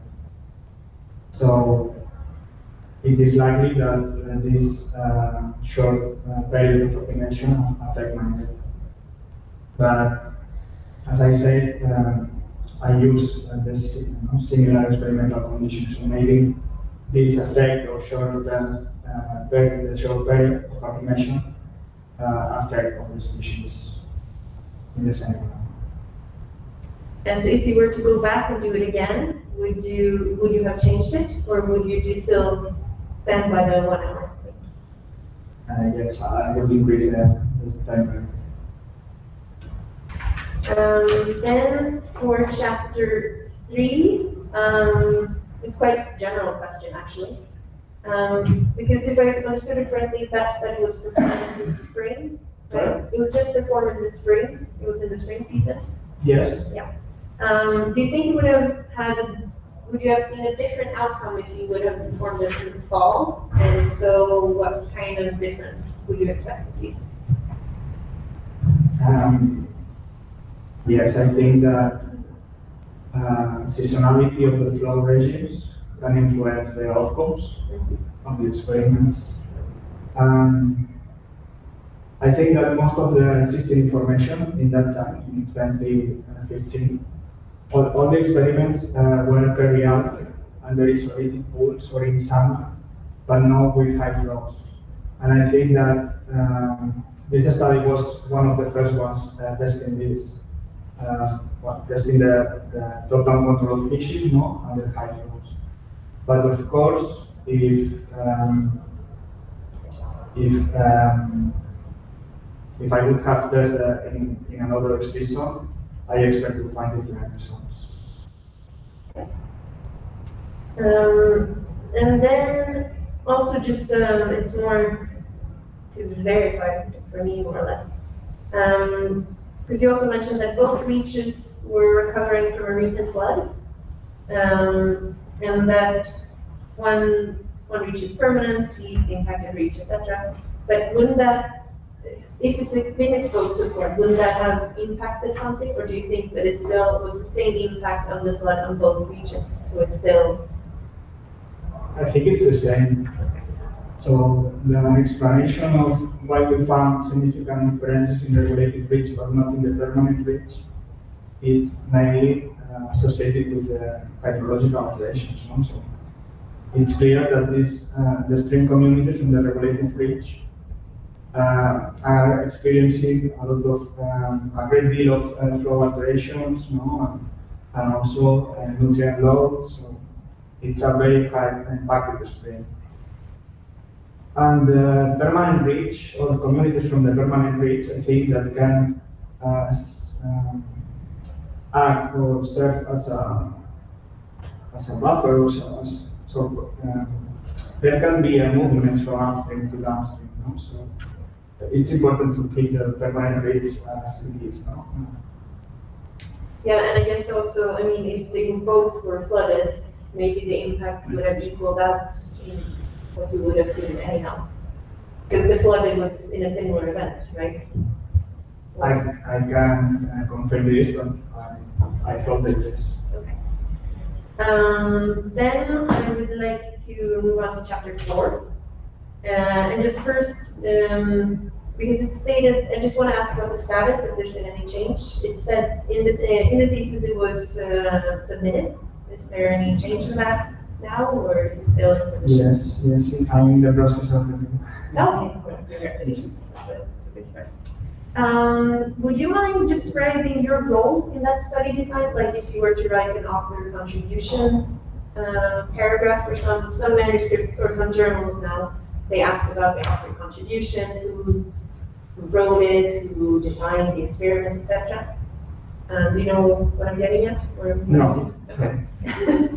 So for most journals now, or more and more journals, they ask about the author contribution. Yes. And so could you just describe, because it's not part in this, so could you describe your role in this study or in this chapter? Okay, yes. My role was working and helping in the field, also lab, identifying macroinvertebrates. I also had helped my colleague, which was also performing another study focusing on microbes, but we use the same setup. And I helped with verifying biomass and nutrients. And also I wrote the manuscript. Were you part of the design of it, or the initial design, or were you part of the discussion? Well, at the beginning, all the collaborators, the people involved in this experiment, we met to plan how the setup, the experimental setup. One of the reasons why I ask is because I'm curious, in part, but also because it's also to make sure that you know your value of the work that you've done as well. Because it's very easy to just remember that I was in the lab for hours, I was doing this, but at this point you have probably also an intellectual value that you contribute with, and maybe you're not aware of it yourself all the time. So that's why I'm also asking to trigger some thoughts from you, because you've done a lot and you should be proud of it, and you should also take credit for it. So I'm not trying to be mean or anything. Okay. So in the introduction, you mentioned that several field and theoretical studies have demonstrated contaminant-induced changes in either behavior, competition, or predation grazing rate that would alter the species abundances or community composition. Could you provide some examples of the behaviors that might change of that? Yes. Well, I think that there are some studies that demonstrate that primary consumers can change their behavior. So, for instance, if they usually feed during the day, they change this pattern to the night in order to avoid the predator. So this can be one prey change, because of the predator and also because of the chemicals. And were there any in your opinion, were such changes in behavior to be expected in your study beforehand? Did you expect to have seen such changes? No, I think that my experiment was focused on observing density changes, or changes in biomass. But trait changes of a species are very difficult to observe in this kind of experimental process. Okay. Okay, now it's more about a general question again, or a bigger one. And it's related to the objective, and it's also one of the things that is a bit reoccurring throughout all the chapters, I would say. And so you state that therefore we aim to evaluate the responses of purified biomass and abundance of benthic macroinvertebrates to the presences and absences of predatory fish along the mental pollution gradient. All that is fine. But so the question is, why is this important to know? Because very often, in not specifically just this, but most of your objectives and also the conclusions, they're very scientific, which is good because that's what we're here to talk about. But also, what's the greater purpose with it? Or why is it, if I'm being really harsh, why should anyone care about this? Yes. Well, I think that how metal pollution can affect the total control of predators on lower trophic levels is a very current topic of interest from ecologists and ecotoxicologists. And previous studies focus only on the effects of predatory invertebrates on lower trophic levels of macroinvertebrates and very finite. But this is actually the first one showing data of the impact of fish on lower trophic levels in a garden of metal pollution. Then, let's see, we're doing no time. How itty-bitty I can get. Could you walk me through so we're switching over to the material method section of chapter 4. Could you walk me through the sample preparation process for the metal analysis? Like how, in the lab, how did you do it? If you can just walk me through that process. Yes, we prepared the tested samples. So we had an acid that I can remember now, acid nitric, okay? Yes, we put the samples in a homogenator, and then these samples were moved to the coupled plasma. Well, this machine that I don't remember the name, but yeah, and this is the procedure. Do you remember roughly how much material you used for this, for the nitric acid, etc., for the digestion? Yeah, as for macroinvertebrates, I used a big sample of macroinvertebrates because I didn't know, well, I wanted to be sure that I obtained certain enough amount of individuals for the analysis of metals. So I mixed macroinvertebrates in You created a whole yeah, exactly. No, so it's more if you know the weight of it, what you actually mixed with the acid, roughly, yeah. 0.2, I think. I don't remember. Grams or milligrams?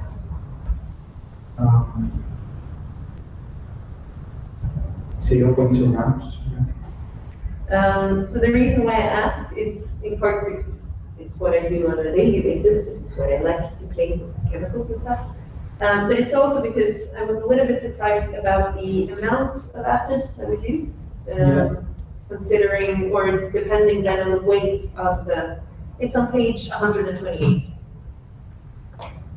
And I think it took part of the reason why you came up low in certain of your metal concentrations, which simply have been that you didn't have enough material in your initial, the ratio in between your material and the acid that you use. You basically diluted too much, so maybe it wasn't actually reaching the detection levels of the ICP-MS. And that's another question that I have, but we'll see how much I can push. You used an ICP-MS, correct? Or at least that's what you've written. Do you know which kind of ICP-MS it was? Sorry, ICP? ICP-MS for the metal analysis? Yeah, I think it's really Well, yes and no. It's written the brand, but not the technique. Because within Yeah, for macrovertebrates were analyzed by inductively coupled plasmomass. Yes. But that's just the general type of machine. And the reason I ask, for example, you can have it's an ICP-MS. You can then have a high resolution ICP-MS, Yes. or a quadruple ICP-MS, or a triple quadruple ICP-MS, or even a multi-collector ICP-MS. Okay. No. But the differences in between them, and it's also why I'm I have to say that I have had with Maria, but also the technicians that work with this type of equipment. So. Yeah. No, the reason why I ask again is also because these different types of techniques are often aimed at different level of concentrations. Yeah. So if you expect to have quite low concentrations, for example, in a water sample, then you need to choose one technique over the other. Or even though they're all called ICP-MS, but one would then be able to pick up finer levels, the detection limit would actually go low. Yes, I remember that we did like pilot experiments to figure out what concentration the organisms had. And also, depending on this, we use one type or the other. Yeah. And also, we follow previous study and focus on fish. Yeah, so we follow the same method, the same method. Okay. Let's see here. So you also, for the snails, you remove the shells, right? Yes. Why? Because I remove the shells for the determination of biomasses. Okay.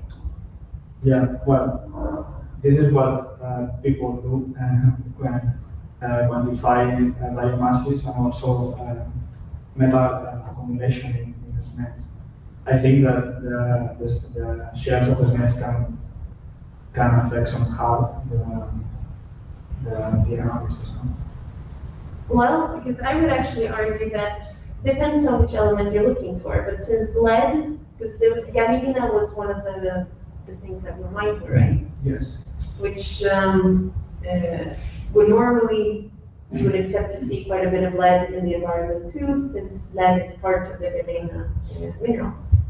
And lead can actually be found.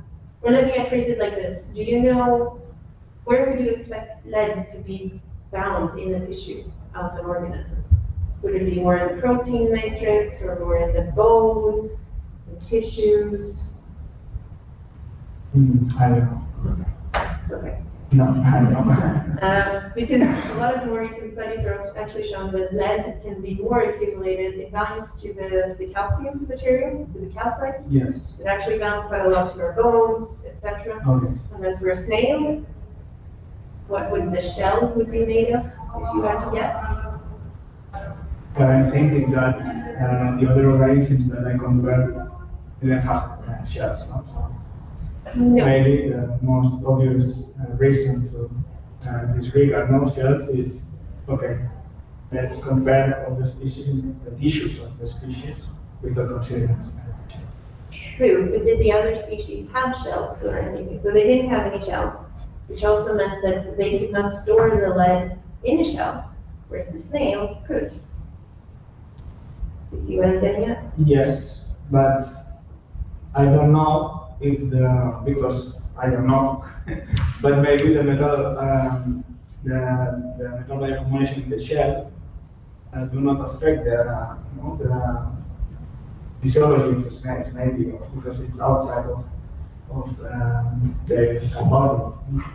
Well, it's a storing spot for it, but it's also to sort of sum up this question or argument, is that you can have a difference between species, absolutely. You can have differences within the same species, but between individuals. But then you can also have a difference within the individual, depending on what you're measuring. That's why I use a mixture of individuals to avoid the effects of size and other kind of factors that could have effect like this. So. Yeah. No, and I mean, it's not a serious fault, but I would have kept the snails too. Maybe remove them for the biomass calculation, but I would have done the metal analysis on this shell as well. But it's more me. It's also because you can actually now, you can scan and detect, it's too technical, but don't worry, we can talk about it afterwards.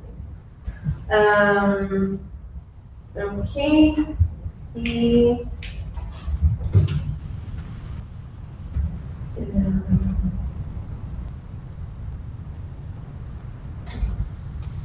so we already talked about lead and galena, but do you remember which was the other thing that was mined for besides galena at the mine? Galena, lead. No. Where's sphalerite? I don't know how to pronounce it in English. Yes. It's more the zinc component of it. Would you expect to see any other contaminants that would be linked to zinc and to these type of mine? Or let me rephrase it in a broader way. Based on sphalerite and galena, the two things that were mined for at the mine, which would be the main contaminants you would expect to see? And did you take into account for that when you decided which elements to look for?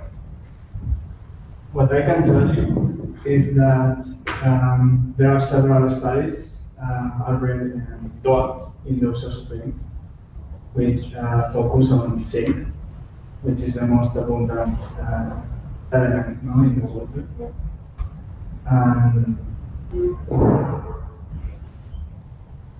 No, it's just, it would have been nice. It usually requires a different technique, so sometimes you need to skip it, but it would have been nice if you had also looked at, for example, mercury, which is also more prone to biomagnification in your food chain. So but it is mercury we did, but it's below the limit limitation. I don't want to be wrong, but I think we analyzed. So.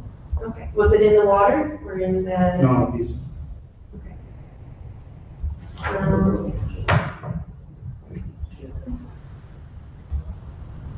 Now, you also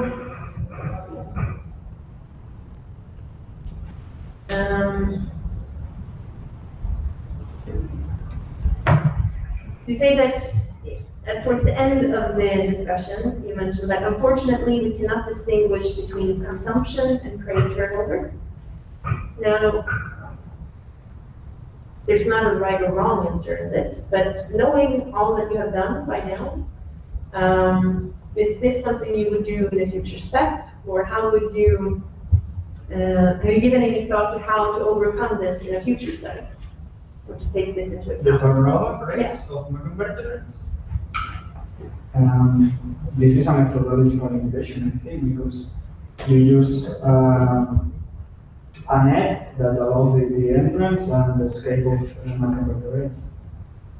So I guess that the ones that are faster, can escape from the predator, and the ones that are more advanced, are more susceptible of being eaten by the predator. So it's very hard to determine the prey turnover inside the cages.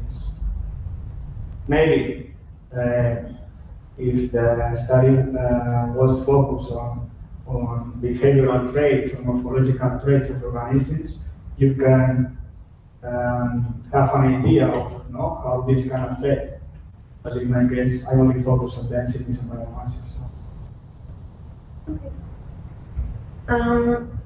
And second to last question. Again, with the more global thing, or to speak in a non-scientific way about your results, what would, based on not just chapter 4, but all of your entire work, what would be your specific advice to more local stakeholders like Environmental Protection Agency, Water Agency, etc.? So not just in a scientific but more concretely, should we add more fish? Should we reduce fish? Should we think about which couples are in there? That kind of thing. Yes, the thing is that variation in fish density can lead to changes in ecosystem structural function. So the message to take home is that because of climate change, because of anthropogenic stressors, this can lead to reduce the abundance of species, and this has an implication for the water management, because if the ecosystem structure and function is altered, you can probably expect changes also in ecosystem services. Then the final question: where do we go from here? What would be your next thing to do after this? Well, nowadays I'm looking for customers. Especially focused on ecophysiology of fishes. Okay. And scientifically, what would be the next step, the next logical step to do after this thesis? Well, the thing that I like most is the respirometry part, but I miss including, because my experiments were very descriptive, which are also important, for characterization of the traits are important for the things that I miss including some environmental factors or investigating things that are more applicable to the aquaculture industry or to so ecological or evolutionary aspects. Okay. Thank you, and thank you again for a really nice. Thank you. Okay. As my colleagues in the table, I would like to thank you and your supervisors to invite me to be part of this committee, this jury, and also the opportunity to read your work. I will do some questions, specific and general, as my colleagues, and at the end I would like to finish with a global evaluation of your work. Well, starting with the specifics, in chapter 3, you mentioned in the methodology that for the macroinvertebrates you take in the cage, inside the cage, you take a stone in order to sampling the community of invertebrates, but you also mentioned that you use a sorber for this. I don't understand very well why you use a sorber if you only measure the community in a stone. Yes, because the dimensions of the cage did not allow us to sample with the survey, which this can also perturbate, Yeah. So we collect stream cobalt and then we scrape it and clean using the survey. That's why. Okay, then the survey is only the net of the survey. Exactly, it was to collect them from the Okay, this is a problem to understand why we use it. Well, also in this chapter, you mentioned that chironomids you classify as a collectors in general. Yes. But I don't know if in your community there were also families of the chironomid that are creators, like the Calypodina. Do you know if? I know that this taxon is very diverse in feeding gills. Yeah. But well, I follow the shed table, the typical table that represents the different feeding gills with numbers. So I use the percentage. So it's an overall picture of the potential influences of chironomids on the ecosystem. But of course, I didn't accurate, some level or species. I agree that collectors are the most abundant in this group. But sometimes some species or some subfamily, the predator, is also abundant, and that was a question in order to clarify this. Yes, I agree. Well, in the chapter 4, you mention the activity of the fish as an engineer of the habitat. You mentioned this in the introduction. You also, this idea is also discussed at the discussion section. But despite that, this is also included at the title. I cannot find a good relationship between them, because when you describe the objective and the hypothesis, in the hypothesis you don't include biodistribution. Yes. And that, I think, this is a paper under revision. This is an Because following the food web classic theory, you expect that predatory species have strong effects by predation on invertebrates. And then this implies an indirect effect on verified environments, like following a tropical scale. But what we found is that these species, even though that they are predators, can alter the verified environments through physical perturbation. And it is likely that these species, which based on cryonomics, so can perturb the phyton while eating. Also, the barrels, the species as barrels, so they are constantly foraging in the bottom of the stream, and this can generate perturbation.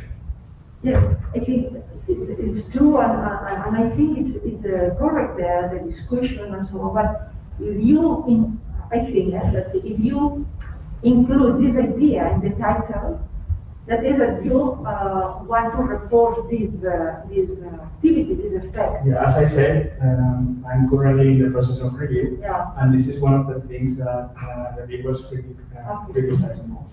Yes. Because they say that, okay, ecosystem engineers can alter habitats, but this concept implies more things, no? I think that ecosystem engineers alter the physical habitat, but also other organisms benefit from this change. So I'm not saying that the Mediterranean barbel is not an ecosystem engineer, but based on our results, I can demonstrate this. So the reviewers suggest not saying that the Mediterranean barbel is an ecosystem.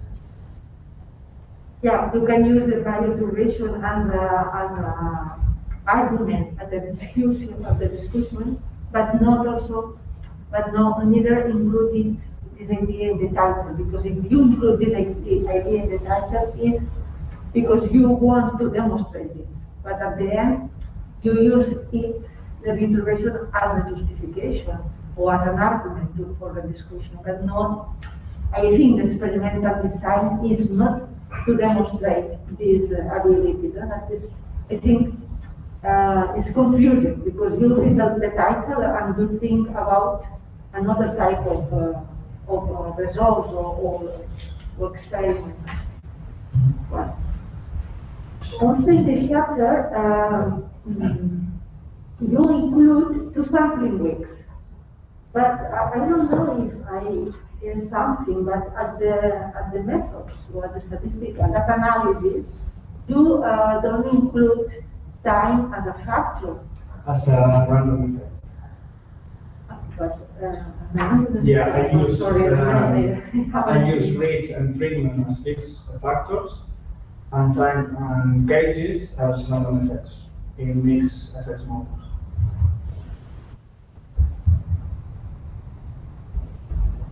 Well, that's great. I can see it, but if you say it's true. Okay, but no, because my doubt was which data did you work with the data of the second week or 4 weeks in an average of 2 weeks, but if you include 2 weeks separately, and then you include in the model that the factor time is random. Okay? Exactly, yes. So it's a before and after design.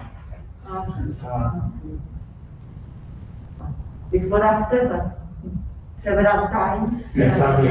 We need to sample or not during the week. Because in the other chapters include that the ANOVA was repeating measures ANOVA, but in this case it's Because it was a completely different design. Okay. For the Gemini stream, I used the three type of treatments at the same time. So that's why we use the manual analysis, and also the verified connected rate experiment was conducted at different times. That's why we use the repeated measures. Okay. Okay, in the page 140, it's saying something. This is the beginning of the discussion. In this chapter 4, you say, as expected, the highest metal concentrations were found in regions impacted by both environmental stressors. But all your sites affected by metals are downstream the work, the hydrological pressure. Then I don't understand this sentence. Probably I have a problem. Because low flows can compromise the dilution of metals. So our results agree with the fact that those stream regions that were affected by hydrological alteration and metal pollution also show higher metal concentrations. So the same conditions of metal contamination, but with high flows, maybe these reflect another pattern of metal accumulation. Well, when you read this, it's difficult to understand because you don't have sites with metals and without hydrological flow reduction. And then, well, it's a confusing. No, I agree. It's a confusing sentence. That's only to advise you to review the work from the second revision if it's okay.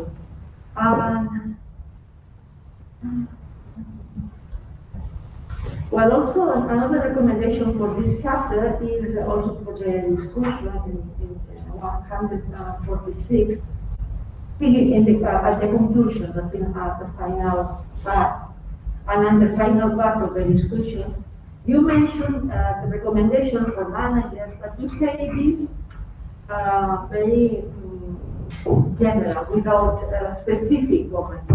You say, for example, we recommend the managers consider the importance of top trophic levels in decision-making processes. I recommend to be more specific and saying something more convinced. Okay. That is only a recommendation.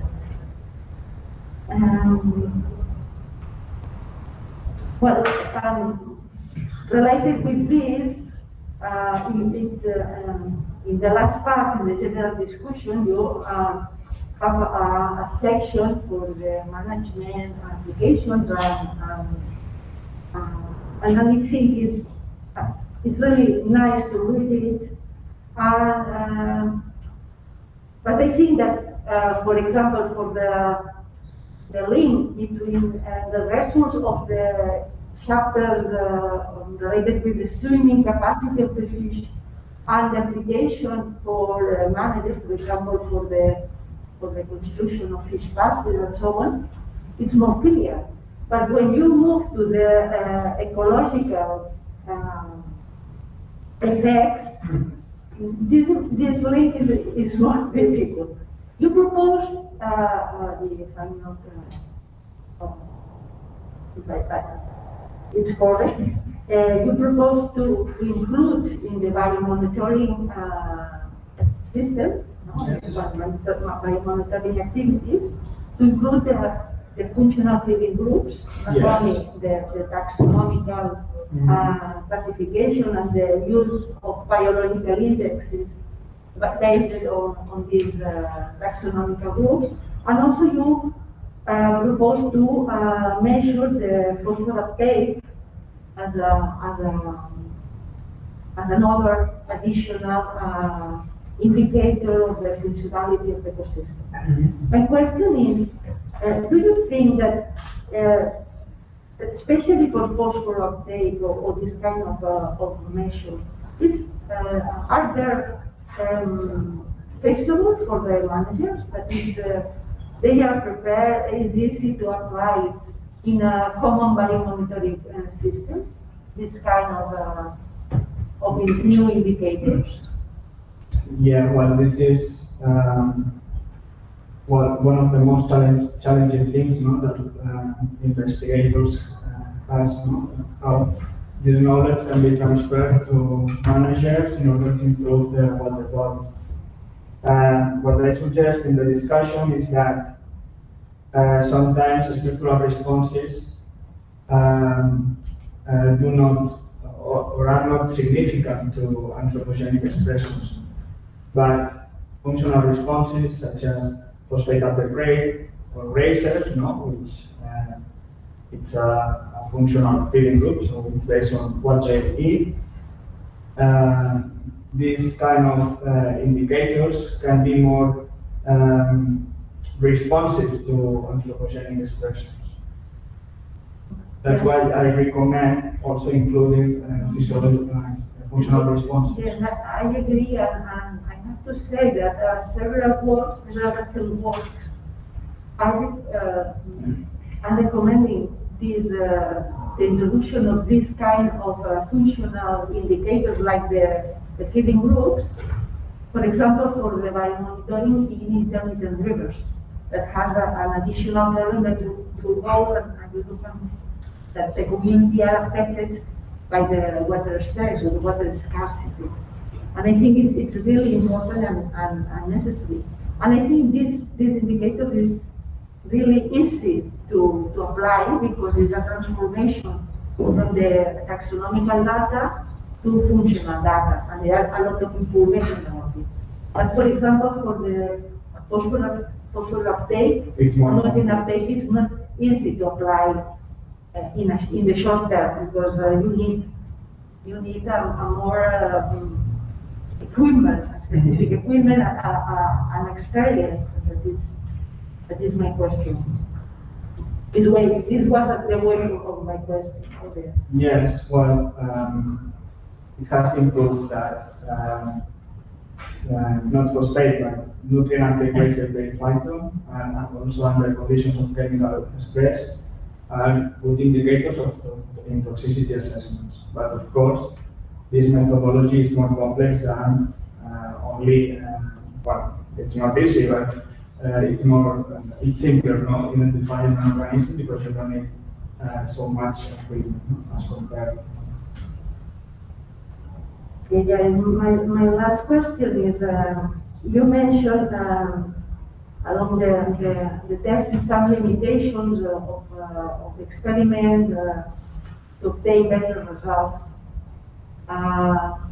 especially for the experiments in the field. If you had the opportunity to do again, to repeat the experiment, what do you, or how do you change some experiment, some details of the experiment to get better results?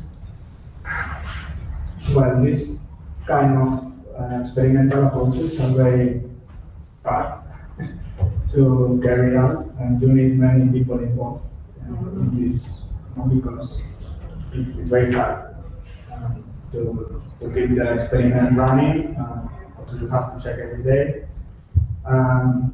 What could improve from based on my experience now?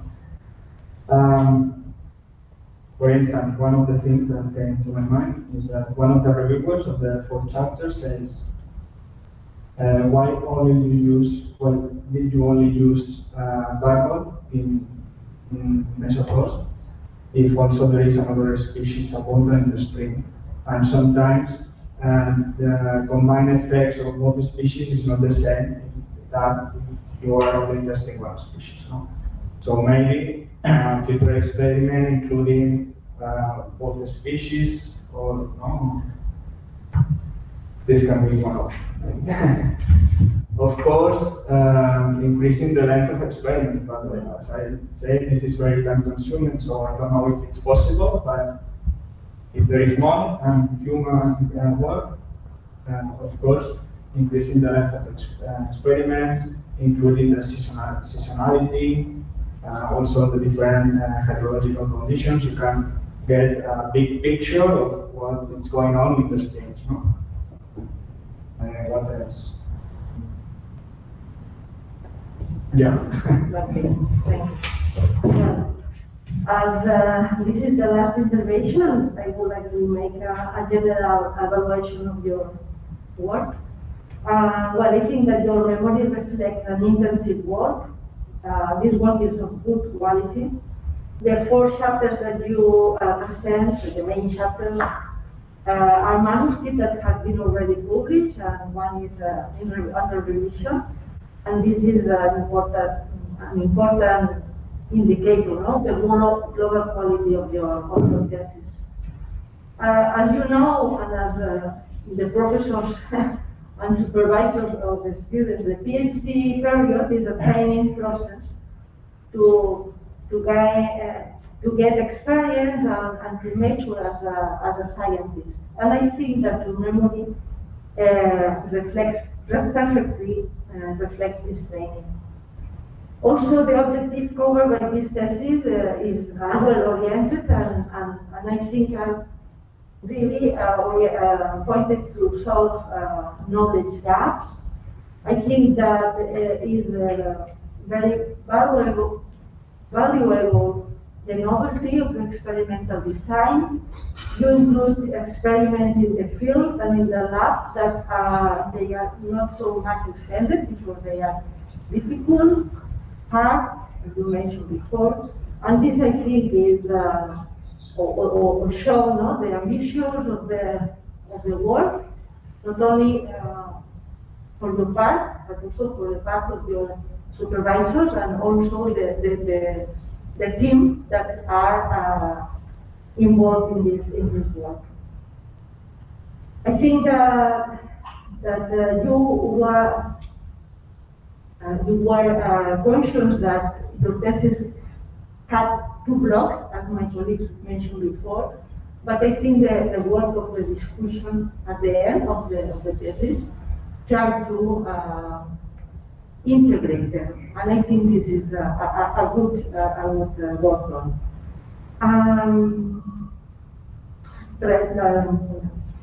What to think is, I have no doubt that many others will benefit from the results of this thesis.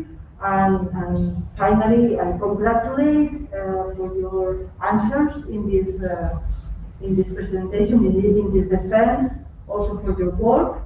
Congratulations for your supervisors too. And well, it's been a pleasure to read the manuscript and to be here. And then we start the second part of this process that the committee discussed about the bugs. It's the nervous of the last part. I forget if the supervisors have any questions or any comment to say here. No? And any doctor in the room want to make some questions to the candidate? No? Then, as I said before, the jury stay here in order to fill in all the documentation and to decide the mark. And please, if the public can go out.